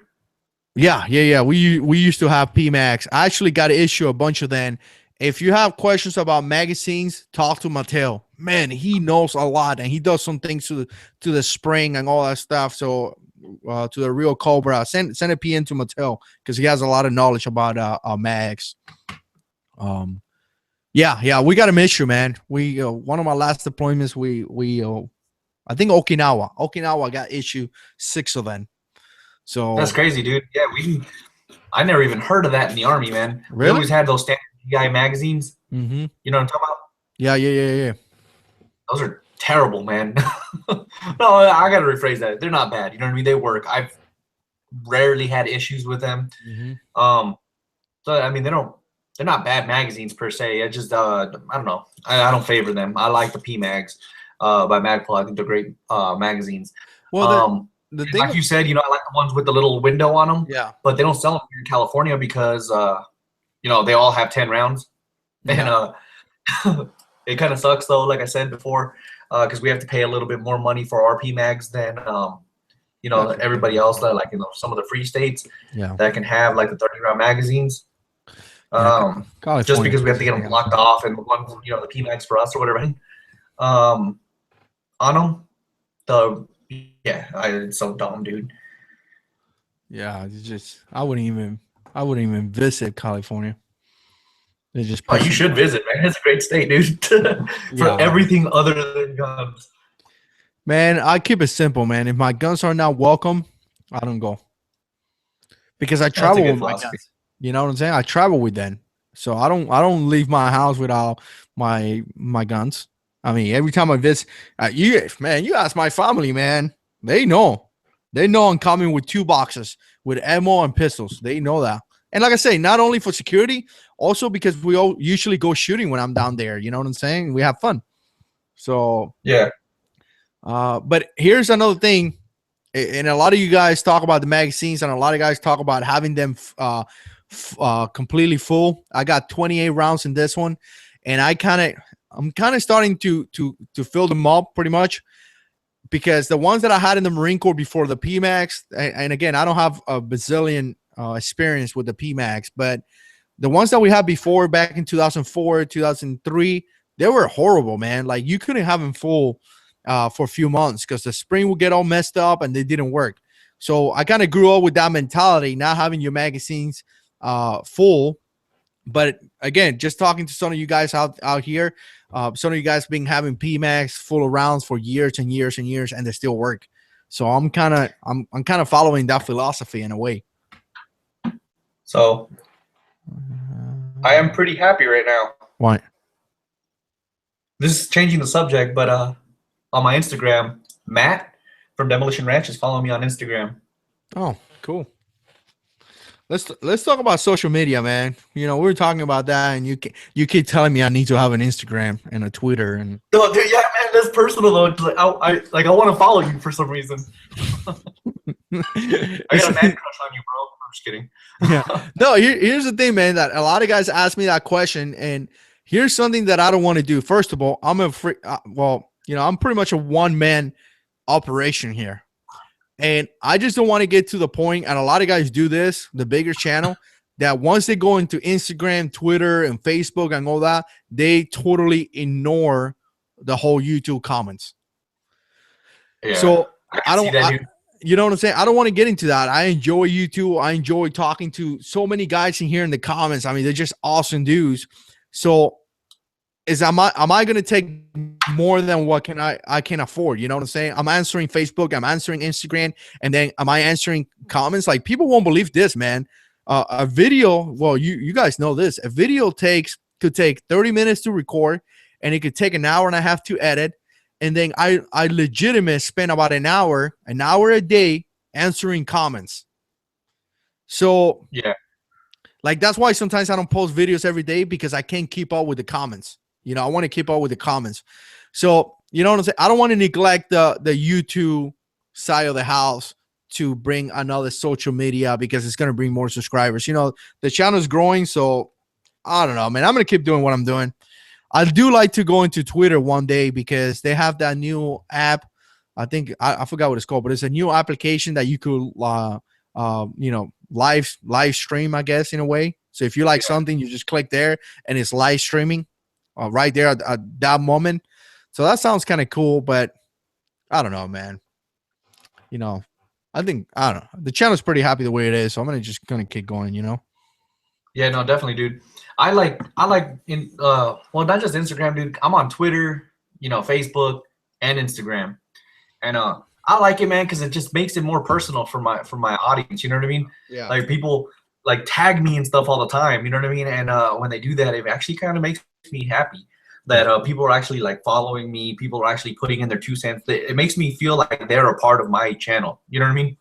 Like you can comment on my thing on my channel. That's one thing. But when you like tag me and things to show me things, you know what I mean? You can't really show me things on on YouTube, excuse me. But like, if you tag me on Instagram, which people do occasionally, I don't know. It just makes it more personal to me. I kind of like it, to be honest. Makes it better, in my opinion. Well, let me know when you get 200 comments a day. How that's gonna how much you gonna like it? No, I was gonna say that, but I kind of forgot. It probably doesn't compare to you, man, because I have nowhere near the amount of subscribers you do. You know what I mean? Man, that's why sometimes, man, people want to argue, and I'm like, listen, man, I don't want to argue. Thanks for watching, bro. You know, it's funny when somebody wants to argue about why the MMP is better than the Glock. Oh, why do you say God is in control? You being brainwashed. You military killers. You guys are being brainwashed. Sure, man. You know, God bless. Yeah, no, definitely. Have a good day. So, yeah, people are crazy, dude. Yeah. Yeah, I mean, again, and I enjoy don't get me wrong. I love answering comments, and I have the application here on the phone, and I could answer comments really quick, and I love having a good community, and I just love it. I just don't want to take more than what I can do. You know what I'm saying? Because right now, you know, I got retired from the Marine Corps due to medical reasons. And right now I'm chilling here in the house. I take care of the kids. You know, I help out in the house. But can you imagine when I had to work 8-9 hours or 10 hours and then come home and deal with the kids and deal with, you know, with this and that? I mean, it's, again, maybe in the future I go into Twitter or something like that, but I don't know. I don't want to neglect you too. That's the point. So, no, I can see your reasoning, man. And you know, hats off to you, man. If that's what you prefer, that's what you prefer. You know what I mean? Yeah. But man, anyway, I like them though. It's just me, I guess. You know what I mean? Well, don't call me, man, because the way I am, I wake up tomorrow and be like, "Oh, I need an Instagram," and next thing you know, you're like, "What? You told me you weren't going to go into Instagram." How about this? If you decide to make either an Instagram, a Facebook, I will follow you first. A Twitter, let me know. Like, send me a text. You'll be the first one that I follow. Yeah. So yes. Yeah. And people ask me all the time, man. It's like, hey, you and I cannot even imagine. Like, I check Google Plus and the comments. I cannot even imagine checking Google Plus, the comments, Facebook and Instagram and Twitter. That would be like a full-time job, bro. You know, and editing the video.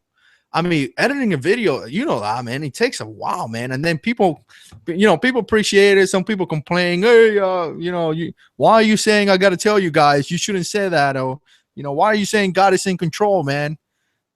Because I want to, you know. I mean, I don't know how to explain that. I just want to. Is that a good enough excuse?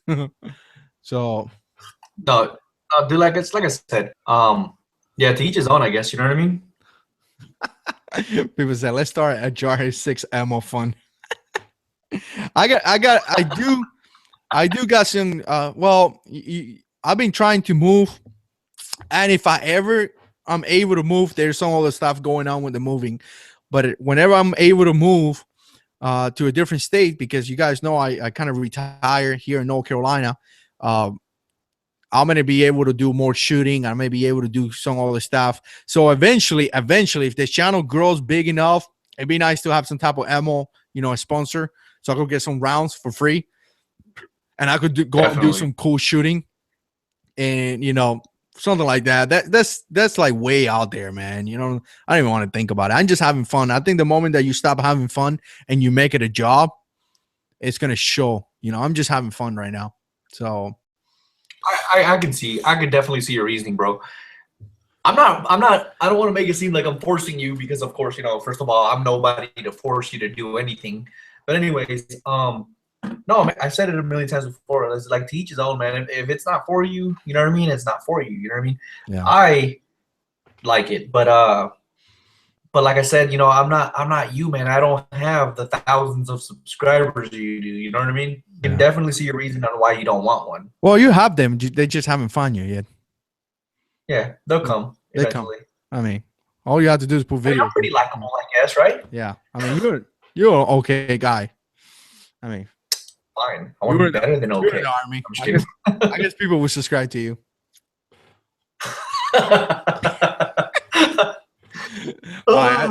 Man, I think we're pretty bored already, because I don't even know what we're talking about there. If you guys got any questions, put it in the comments, because we like shooting from the hip right now. We just like we're telling each other that we are pretty cool, and it's getting kind of weird.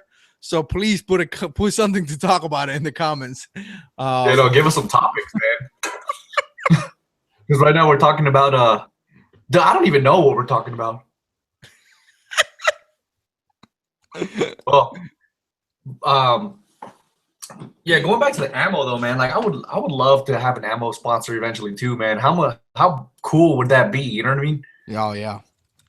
Well, you know what, Like, man, and it go like people tell me this all the time. Hey, what didn't you contact companies to get some gear? And like Vanquist make excellent gear, and they have sent me backpacks. And actually, the last stuff that I review, I had to send it back. It's not like I kept that. I've been giving gear that I have kept, and you know, I still use it, like the V Slinger stuff that we got. My little brother uses that every single day, and he loves it.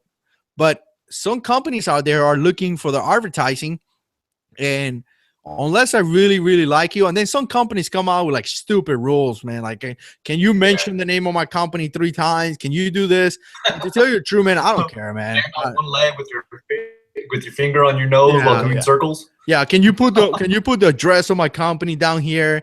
And you know, I'm not a gear reviewer, man. I don't review gear. I tell people things that I like, man. That is fun for me. You know, things that I actually use. I don't, you know what I'm saying? Like this holster for the Glock 43. This holster got sent to me by multiholster.com. And this is actually not Kaide. This is something else. This is the Beltran or Beltern, whatever that's called. And I did a review on that. Now they did send me the holster for free. I kept the holster. I used it every single day. But I had a holster from then for the MMP Shield. The MMP Shield holster that I got is from Multi-Holster. And it's a great holster. So, you know what? I'm going to say great things. But if I don't like, and I use it every single day pretty much. But if I don't like your gear, man, like some people wanted to send me some knife and things like that. Like, dude, I'm not a knife expert, man. I can't do a review about a knife and tell you how awesome knife are when I'm not a knife expert. You know what I'm saying? So yeah, I don't know, man. I don't even know where I'm going Cobra with this. Burnout asked me, since we're on the subject too, asked me what I have as far as my favorite pistol holster brand, and he said he's partial to Crossbreed for inside the waistband.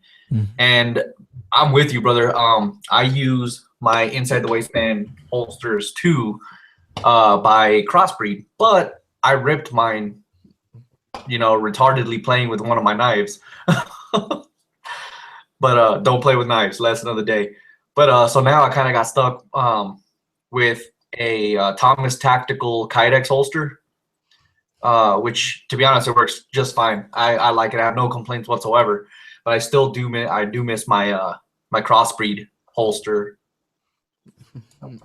Yeah, some guy, I can't remember who it was, so I apologize for that, but send me an email you know, asking me was a better holster. I mean, that is such a difficult question. Like, you probably going to go through pistols and holsters until you find something that works for you. You know, like I like the bare minimum holsters, you know, little thing. I love these things, you know, I just put it on and that's it. But I can't tell you this is the best holster because I'm not you. I don't know what you like. You know what I'm saying? I don't know what's comfortable for you. So you're going to have to spend money, man. You know, everybody that been carrying a pistol here for a while would tell you that they probably bought like 4 or 5 pistols and like 6, 7 holsters. And finally they found something they like. You have to go through the pain, you know? Yeah, not only that, but there's a lot of holsters, especially like the Kydex holsters out there that feel exactly the same. You know what I mean? Yeah. So I might tell you, get a Thomas Tactical Precision holster, and some other company makes pretty much the exact same holster, and you might question why is this one cheaper than the other one? It's like, I don't know, man. Like, you just gotta play with, see which one you like better for yourself. Mm-hmm. But personally, of course, I do like the Crossbreed holsters. I think they're very comfortable. And durable too, if it wasn't for me playing with my knife. But my little brother loves them, man. My little brother just loved them. He would swear by those things like it's cool. That's why he carries the Crossbreed holsters. Yeah, they're good holsters, man. I'm telling you. Tyler safe. We like Glocks. What kind of question is that? Of course, we like Glocks. Are you new here to the channel?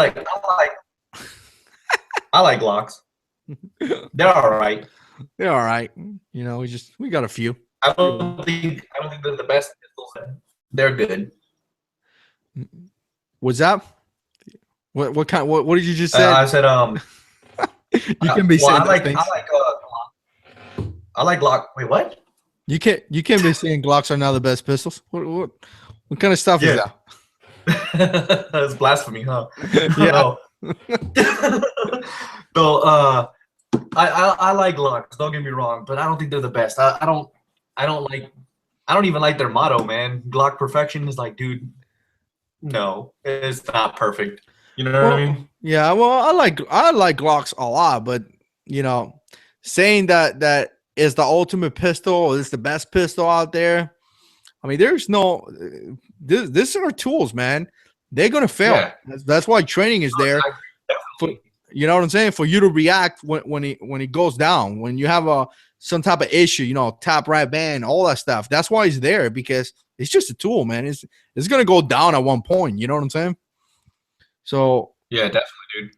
That's why it's funny when you hear guys talking about, you know, I haven't cleaned my AKs in like freaking forever and a half. I haven't cleaned my pistol in like, you know, 6,000 years. And to me, is like, I got it. You know, you could shoot a pistol or an AK for a long time. You don't really have to do too much cleaning. I get that. That is definitely a quality. Not like the Mar 19. The Mar 19, you got to clean that thing like it's cool. But oh yeah, no, definitely. But you know, I love that thing, but hate it at the same time. Oh, that thing was a pain. Lord, man, that thing was, to clean that Mar 19 is horrible. But if you don't clean your guns, I mean, if you depend your life on your weapon, clean your gun. You know, make sure it works properly. So if now you're gonna have a surprise, you know what I'm saying? Yeah, that's just my people. Like, I don't understand, like, especially AK owners. Though I love the AK platform, FYI, but I got it. You know what I mean? The tolerances are kind of loose, so they're very reliable. You know what I mean? You can pretty much throw it in the mud and, you know, dust it off a little bit, shake it off a little bit, and it'll work. Got it. But dude, why would you not want to keep your firearm as reliable as humanly possible by keeping it clean? I just don't understand that logic, I guess. You know what I mean? That's why. I don't know about the Army. You could probably tell me this, but Marines in the comments would tell you, if you drop your rifle, if you drop your pistol, if you have your gun dirty, you will have a sergeant that will get in your face and would remind you that you're in the military. I mean, that's it. Yep. I mean, one of the most important things, you see Marines with plate carriers and all this, and you always see a spoon because we need something to eat, and you see a brush. I mean, you got to clean your gun. That's it. I mean, you depend your life on it. It has to be properly clean, and it has to be properly lubricated. So thinking that, oh, here's my Glock, I haven't cleaned it in 6 months. Well, okay, you know what? I'm going to clean it. You know what I'm saying? That's just me. Yeah, you do whatever you want. All I know is that I've been shot at a couple of times, and it's not fun. Go ahead, bro. But I've been wanting one for the longest time. But just because it's an AK and it's very reliable doesn't mean I'm not going to clean it. You know what I mean? I'm always going to clean my firearms. I don't know, man. Like I said before, I don't understand the logic of people sometimes. Of like, I got it. You know what I mean? Loose tolerances equals more reliability. But I don't get why you wouldn't want to clean your holster or your holsters, your firearms. Right? It doesn't make sense to me, man. I'd rather keep my firearms as reliable as humanly possible, no matter what. You know what I mean? Because even the AK can fail, man. Yeah. They're not perfect. You know what I mean? No gun is perfect. No, man, and that's why sometimes I get kind of like irritated. I mean, don't get me wrong, watching people burying AKs and doing it's fun, dude. I love seeing those things. You know, like Matt V 2922. He put Twinkies on his AK and all that stuff. That's funny, man. I love seeing things like that just for fun. But some guys out there, they go and bury they Glocks. They put a bunch of dirt, a bunch of water, and it doesn't work. Like what kind of test was that? I don't recall ever in like 14, 26, 30 something months in doing combat operation in a combat zone, like 24 months in a combat place. I don't ever remember my gun being barrier, you know, and putting dirt on my rifle. I don't know, man. I'm just, neither do I. You know what I'm saying? Alexander just asked a pretty good question. He said, should you clean your gun after taking it to the range each time? ? Yeah, absolutely. I highly think if you shoot it, go clean it. You know what I mean? That's what we Like, did. period. As soon as you get home, the next thing you should do is clean your firearm. Carbon really gets on my nerves when it hasn't been cleaned because it hardens and it gets really hard to clean after a while. And then you have to use like a pick and stuff and scratch it off. You know what I mean? Yep. But you should definitely clean your firearm after every time you shoot. Yeah. Even though probably once or twice probably won't really hurt the firearm. But yeah, definitely clean your firearm after every time you go fire you fire your weapon. I tell you what we did, and again, you know, by no means I know everything. Some people here on the internet claim to be experts. I claim to be an expert of anything. I'm not an expert or anything. I just say things that I did and it worked okay. And we would go to, you know what I'm saying? We would go to point A to point B. When we got to point B, if you were the driver, your job was to make sure that the vehicle was ready to go back to point A. You know, check the oils, check the tire pressures, check all that stuff. If you are the gunner, your job was to make sure that your gun was clean, your machine gun, and then everybody's job was to clean their personal rifles. But again, in a survival situation, you know, people don't really think about this, but in a survival situation, your car break down, what are you going to do? Your machine gun or your rifle goes down, what are you going to do? In a true survival situation where you have no supplies or resources, you're not going to be able to pick up your phone and call AAA and be like, hey guys, you know, can you guys come and pick me up? No. I mean, back in 2003, I want to say 2004, it was an army truck. You probably heard about this. It was an army truck that broke down as the convoy were taking off, and the entire convoy left those guys. I mean, the last truck broke down, and you know, the radio, of course, the radio didn't work. And that happened to everyone. Marines, Army, doesn't matter. The radios back in 2003 or 2004 were horrible. And again, I think it was 2003. I want to say it was 2003. They stayed back. They got killed because the truck broke down. You know what I'm saying? And back that's again. Terrible, dude. I didn't hear about that, but that's crazy. Yeah, this is 2003. And I want to say about a month later, we went out in a convoy, and it was probably about 6-7 trucks.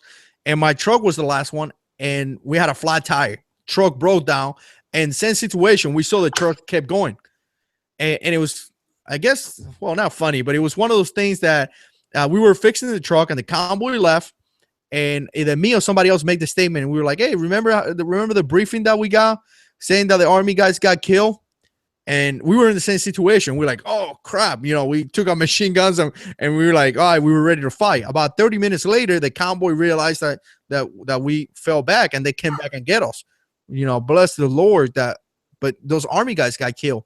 And I'm not saying that it was, you know, neglection or anything, because a car could break down. What I'm saying is that your car breaks down, or your machine gun goes down, or your rifle goes down, you may die. There's no other way around, you know. Definitely. And it could be for something simple that you had to check. And then we go back to the press check, the video that I do, press check. Oh, press checks are stupid. You know, real guys don't do press check. Have you ever heard about pre-combat inspection? Making sure that your gears, you know, make sure your batteries, your flashlight have battery. Making sure that your magazine is loaded. Making sure your rifle is lubricating. Making sure that when you grab this gun, and you're about to put it out in your belt, make sure this gun is ready to go. That's not being an idiot. That's being smart. How many? Oh, that's your PCIs, man. PCIs. And then you hear people saying, no, you should know your gun is loaded. How many times you leave your house and you say, you should know you have your keys inside your pocket, and you left your keys inside the house? I mean, how many times have you left your keys, inside the car? I mean, that's called being human. We make mistakes. So don't tell me that, you know, that for some reason you thought your gun was loaded and it was not loaded. It could happen to you. Oh, so real guys rack the slide. So now I have to rack the slide, pick up the round from the floor, take the magazine out, reinsert the round into the magazine, and reinsert the magazine. I mean, does that even make sense, dude? Like I like to make sense, but just because you cannot do it quick, you know what I'm saying? Well, if you do a press check, you're gonna get the gun out of battery. Well, if you cannot make sure your gun is in battery, you're an idiot, man. You need to go back to Firearm 101 and learn the fundamentals. You know what I'm saying? Definitely. No, definitely. I'm just No, saying. yeah, I agree, man. That's why you got to do your PCCs and PCIs prior to you leaving your house, period. You know what I mean? If you're going to leave your house with a firearm, you better make sure it's loaded. Yeah. The second you door, you know what I mean? Press checking during a combat situation or a defensive situation could probably kill you, man, because that little half a second to a second that it takes for you to press check could be the bullet that's going to be hitting you right in their head. Mm-hmm. You know what I mean? And you know, but, it's funny because I get that all the time. You know, when I did the video, I talked about pre-combat inspection, and I get people saying, "Oh, in a firefight, you do a press check, you're gonna get killed." And I want to be very simple. If you press check your weapon in a firefight, you're an idiot. I don't know how to tell you. You know what I'm saying? Apply basic common sense, dude. Like common sense. Yeah, like, I agree. 100%. You know, people are shooting at you, and you're gonna reload, and you're gonna do a press check. Like seriously, dude? Like, is that even a topic of conversation? You know, no, I agree definitely. So, I mean, I don't know what to tell you when it comes to that. Yeah, no, I agree 100%. Yeah. Cobra Burnout asked what we use for cleaning chemicals. CLP, man. I'm old school. Yeah, well, I've used CLP for years, man. It works great. You know, nothing bad whatsoever. But I've been using more of the oh man, I forgot what it's called. It's like right there. I can see it from here, but it's called TVI. What's it called? Yeah, no, right? TVI. It's green. What's the green bottle? I'm having a brain fart right now. I don't know. Frog Lug or something? No, not Frog Lug. Oh man, I can't believe I'm having this brain fart right now. Go and check it out, dude. Yeah, I'll be right back. Yeah. Man, no dislikes yet. This is weird, man. I'm weird on YouTube. Ballastol. All right. Yeah. Yeah, this stuff works great, guys. You know, again, I've used CLP for the longest time, dude. For the longest time. Well, for the past maybe like 6 months or something like that, I've been using Ballastol, and it works great, man. I really love the way it works. The only problem and complaint that I have is that it's pretty strong, dude. I have an office within my house. Yeah. So whenever I clean, you can see my my workbench behind me. Mm-hmm. But that's where I clean my firearms. And when I clean them, it just really stinks up my room really bad. So I'm probably gonna end up going back to CLP anyways. Yeah.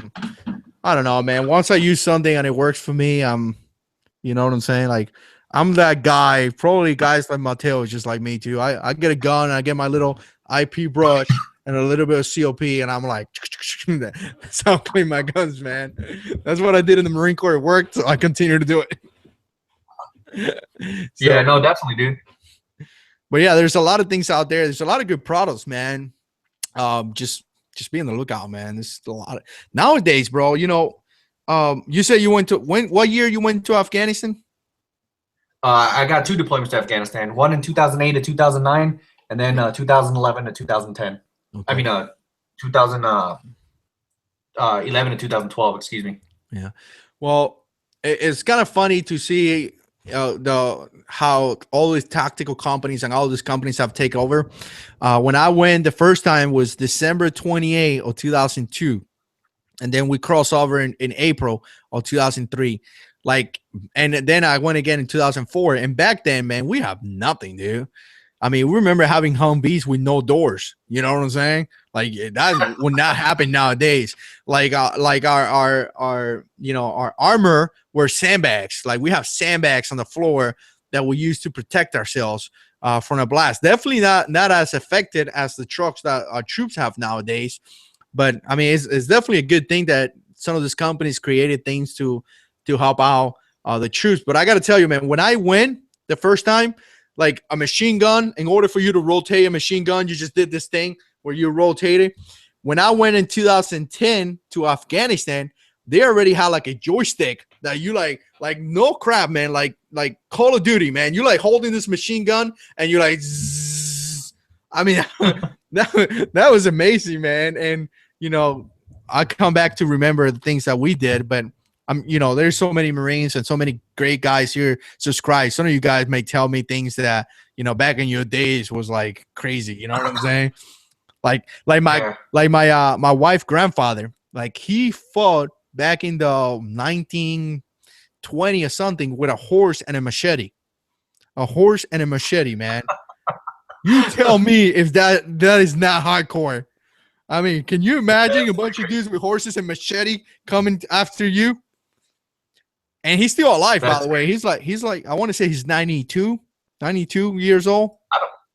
Man, I don't want to go with a machete, dude. Dude, if I see you with a machete and a horse running after me, I don't know what I would do, man. Yeah, I'd have my gun, but I'll probably freeze. I'm like, what do I do? It's a machete. Yeah, that would be weird. But here's the thing that somebody put a comment a little while ago. Apologize, I didn't answer that. Talking about a Black Hole leg rig. So I'm assuming it's one of those magazines, drop holsters that you wear kind of thing, or maybe a mag, or maybe a holster. I'm not a fan of anything that goes around my leg, to tell you the truth, man. Ain't nothing wrong with that. I don't like it, me personally. I don't know. What do you think, man? Are you a fan or no fan, or what's your stand on that?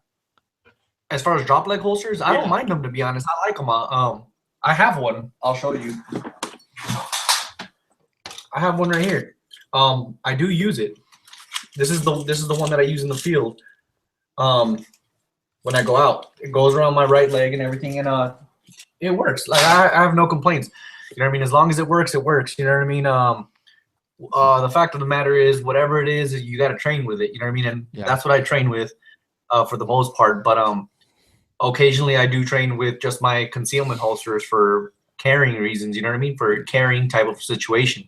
Yeah. Like, let's say somebody comes up to me at Walmart. You know what I mean? I'm not gonna have a leg holster. I mean, a drop leg holster. But so yeah, I train with multiple systems. That's because there's different kinds of scenarios out there. But yeah, like I have nothing against drop leg holsters. I think they work. They're good. They're good enough, I guess you can say. Yeah. I don't. You're right. I carry one. I carry a Black Hawk one in Afghanistan for a while too. But same here. I mean, we've been through that. I mean, they're okay. I don't like him, but it's personal preference. I'll tell you what, if you spend a lot of months in the desert using a drop leg holster, eventually you're going to feel like your right leg it gets skinny. Like you lose like a couple of pounds because of the strap. I don't know. Maybe it was just me, but I don't know, man. In the Humvees, maybe personal cars may be different here in the States, but if you're kind of a big guy, I was about 200 pounds. So you wearing a plate carrier, you wearing all that gear, and inside the Humvees, I felt like I was a little fat kid inside there. You know, like I couldn't even move because my pistol was like hitting the door. That's why I didn't like him. But again, that has to do with the trucks that we have too. You know what I'm saying?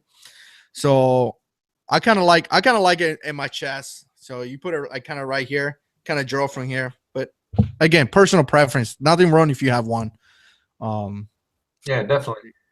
Well, Mateo likes one. Yeah. I mean, it's nothing wrong, man. Personal preference. Yeah, he gave us an exclamation mark, which means he's yelling at us. Oh, okay. Got it. Mateo's old school Marine, man. You got to be careful with old school Marines. They don't take any. They hardcore. Yeah, definitely. It's the same thing with the old school Army guys. Yeah, it's not like the new school Marines that they go to combat and they have their Facebook. Let me check my Facebook. Back in those days, man. Those guys. That's what we need in the Corps. You know what we need in the Corps, our military nowadays? We need a few old school guys to come back and drop the hammers and teach guys how we do things. That's just definitely. But by the way, we have one dislike. Oh, nice. Finally, man. That took long enough.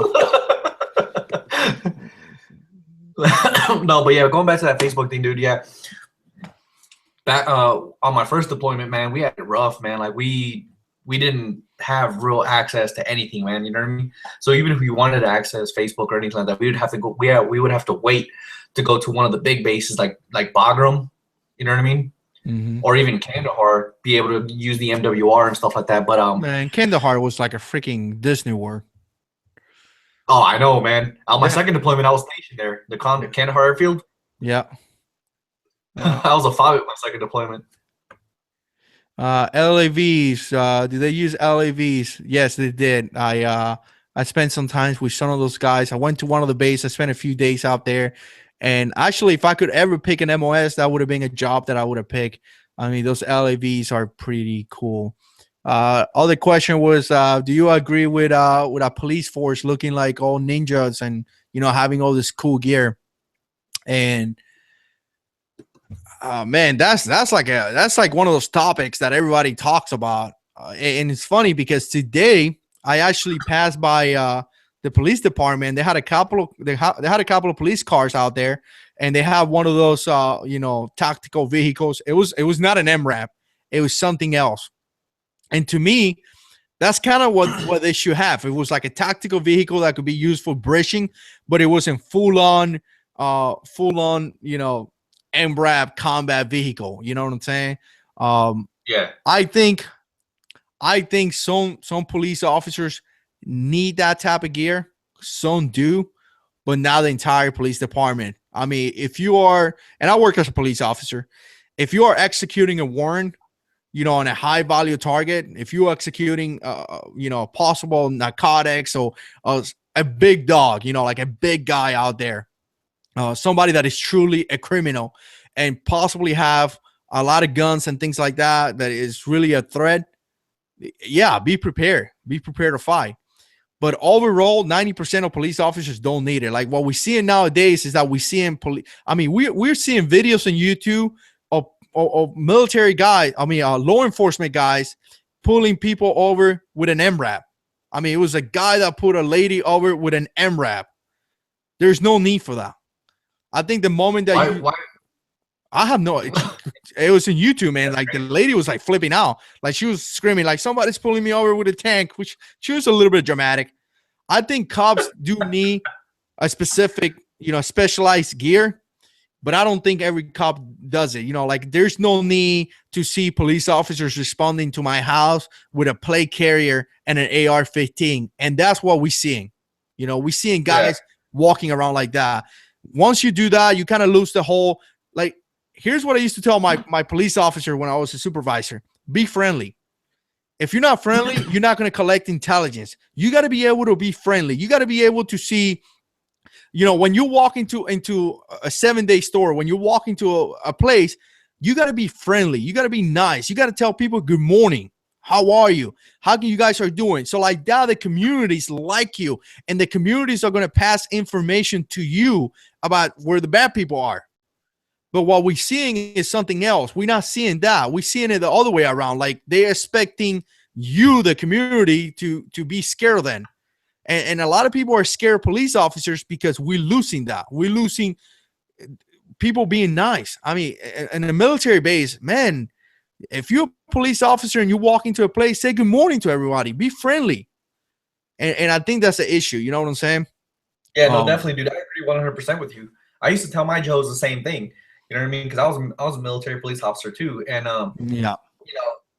you can try to act tough all you want. The tougher you act, the more resistance you're going to get from the community.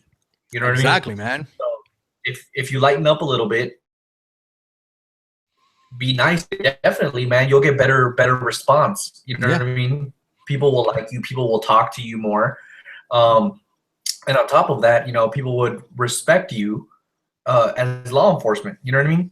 Yeah. Look, excellent comments here. Mateo says that his sheriff's department near him has an MRAP and only has seven deputies. Like that's just ridiculous. What do you need an MRAP for? Why would you need an MRAP? I got here's another comment. Small communities need more foot patrol. We used to do foot patrols every single day. I mean, it was actually documented on the desk sergeant, the guy who kept track of everything.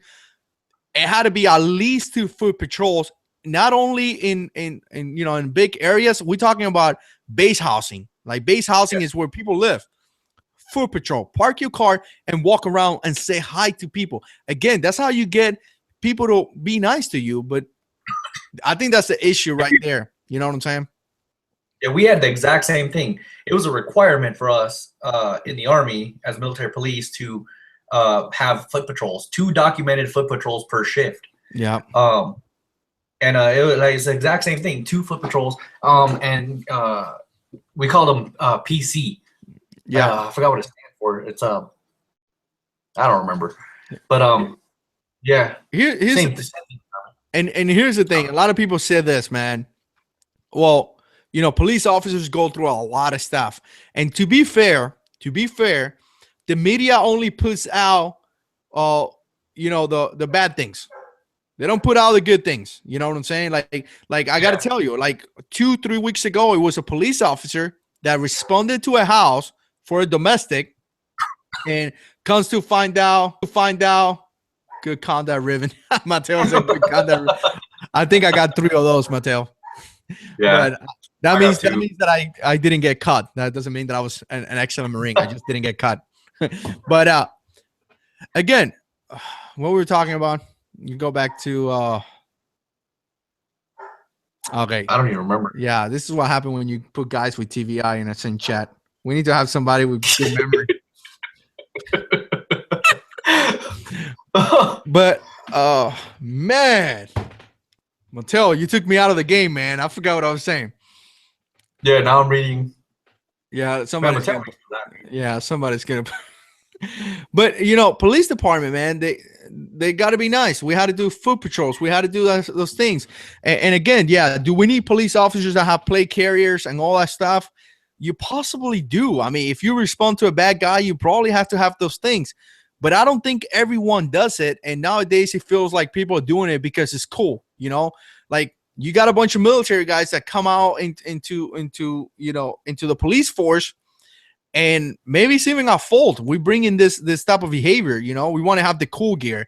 And there's so many companies out there. I mean, there is no need why a police officer is wearing that stuff in public, unless you, like today, I saw those police officers. I looked inside the vehicle and they were geared up. I mean, helmets, microphones. I mean, they about to execute a warrant. So they need that. But the basic guys walking around in the city, here's what I was gonna say. Thank you, Lord. Remind me. A lot of guys said, well, police officers do a really bad it's a really bad job. They could get killed. And back to what I was saying, it was a police officer that went inside a house, find out that the family was arguing because they have no money. I mean, this family had no money, and that's why they got into an argument. The police officers, instead of taking them because of domestic or whatever, he actually left, went to the store, bought them dinner to the entire family, and brought the dinner to the house. So this dude showed up to a house where it's a domestic, find out what was the issue, and went out there, got them food, and brought them back. And you don't see that in the news. But now, like police officers kill people. You know what? People kill people, man. People that work in Target kill people. People that work in McDonald's kill people, man. So, but again, is it an issue out there? Yeah, there is an issue, but I don't know, man. I don't know where I'm going with this. Definitely, I don't agree with police officers walking around like they're freaking ninjas, in Walmart. They should look professional. You know what I'm saying? They should have like a deputy. Have that kind of equipment? I think they should have that gear. I think they should too, man. But that's because people always on the civilian side say, why do they need it? I'm like, because people are crazy. You know what I mean? If you have to respond to an active shooter situation with no means of defending yourself or protecting yourself, if you will, why?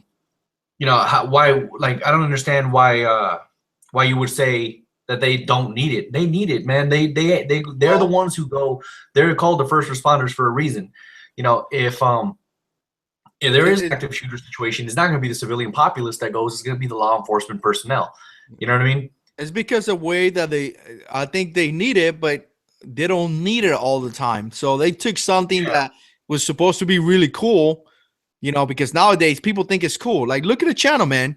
You want to make it big in YouTube? Get a couple of good cameras, wear some camo gear, wear some freaking plate carriers, and make a bunch of videos and pretend to be a ninja.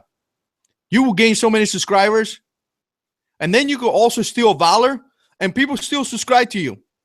It's okay that you stole my money, that you committed fraud, and you sold a product that was not real. It's okay. We still love you because you are a ninja, and you shoot good.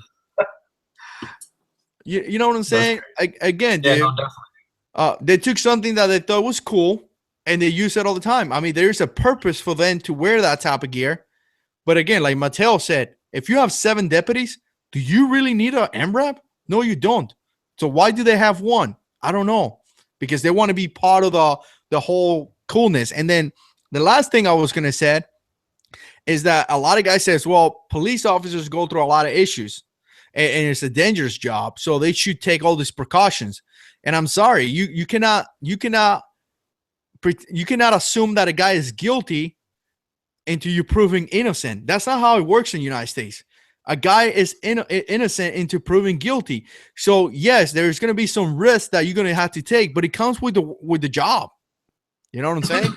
Like, yeah, and just because there's the chance that you're going to get killed, that's not going to, you cannot violate people's right. You know what I'm saying? I mean, there is a chance you're going to get killed. You knew that when you got a job. It's like Marines, man. How many times I saw Marines in combat? Oh, I didn't know I was going to go to combat. You joined the Marine Corps, buddy. What were you expecting? Candy? You're expecting to go to college, boy, and be a college student? Yeah. Good luck, buddy. You know what I'm saying? Yeah, definitely. No, dude. What was I gonna say? Yeah, you said, we have the system, innocent until proven guilty. And what we're seeing now, especially with all these Ferguson riots and Baltimore riots and everything like that, is like people want justice. Okay, I got it, but the justice system is not guilty until proven innocent. It's innocent until proven guilty. And that change happened back during the Salem witch trials, excuse me. Because prior to that, it was we had the whole philosophy of guilty until proven innocent, and we know exactly how that turned out. You know what I mean? People started getting killed all the time just by basic accusations of them being a witch, which was obviously falsified to begin with. So after that is when the government started taking a look into the whole situations, and now our system completely changed into innocent until proven guilty, which is a lot better system. It's not perfect, but it's a lot better than innocent until proven, or guilty until proven innocent. You know what I mean? Yeah. Here's the thing that kind of like I don't know. I'm just thinking the whole thing with Baltimore. Essentially, you have a guy that got put inside a truck. And the guy, and again, we just listening to the news. We get what we get out of the news. And the guy got killed because the ride was too rough. But if you go back into the whole, into the past, it was a guy that actually ended up in a wheelchair because of the same thing. So that guy, he sued the city and got a bunch of $1 million, whatever. Then it was a lady that had the same issue. So for the last, 5, 6, 7, however many years, they knew about this. They knew so much about this that the city actually got sued, and they had to pay a person that ended up in a wheelchair. So to me, it doesn't seem like it's a new thing. I mean, they knew about this. They knew those rides are pretty rough, and they decided to not do anything about it. They decided to continue to do that. So at that point, is it the police officer's fault, or is it the system? Is it the leadership? As the, I don't know, the mayor of the city, you knew this happened in the past, and you guys haven't changed anything. I mean, I would just say, if I find myself in a situation where it costs me, $1,000, and it happens to me again, am I an idiot? Why am I keep doing these mistakes as the leader of my house? Yeah, no, definitely. I agree. I don't know. We've been on for a long time, dude. How long have we been on? I have no idea, dude. Wow, dang, like two hours. Is that time to? Is it time to go? All right, let's cut it off. It's time to go memes. All right. So, man, the moment you say it's time to go, we drop like 2 viewers. Yeah. All right, guys. So, again, we appreciate you guys watching. A lot of you guys tell me things like, hey, I should do this weekly. The truth is that, I just can't because of the time, and YouTube doesn't really pay any money. It's things that take priority, but I do enjoy doing this. So we're going to continue to do it at least twice a month, or, 3 times a month. The moment that I have time to do it, I do these things. I wish I had a time where I actually do it like every Monday at 10 o'clock. I just can't dedicate myself to do that yet because of the time, you know. So before we stop, you got anything going on? I am going to be doing another guess the page contest here within the next couple of days. So I'm not going to put out the specifics on what it is yet, but if you follow my channel, you know about the guess the page stuff. So, like I said, you know, we're going to be doing I'm going to be doing the guess the page contest again. So if you haven't you know, seen that before, come to my channel and click on the playlist, guess the page, so you can get an idea of what it is. So yeah, with that being said, that's basically it for now. Stay tuned. All right, cool. And let me see, what do I got? All right, hey, so check out the description box. There's 2 channels there. The Major League Shooter. Subscribe to him. Subscribe to the Alabama Owens. I left this link there. I got my second channel that I created. Subscribe to the second channel if you want to. You know, in case this channel goes down and, you know, Obama stopped me from making my videos, I got the second channel. So appreciate everybody watching. Shout out to all you guys. Check out the comments. If you guys make videos and stuff like that, check out the comments and subscribe to the guys in the comments, because I got to tell you, all those guys in the comments today, they're really cool guys. Always supported on my videos, always watch my videos, and I just by looking at everybody putting comments, definitely very, very cool dudes. Yeah, stay tuned for more videos. Like always, guys, God is in control.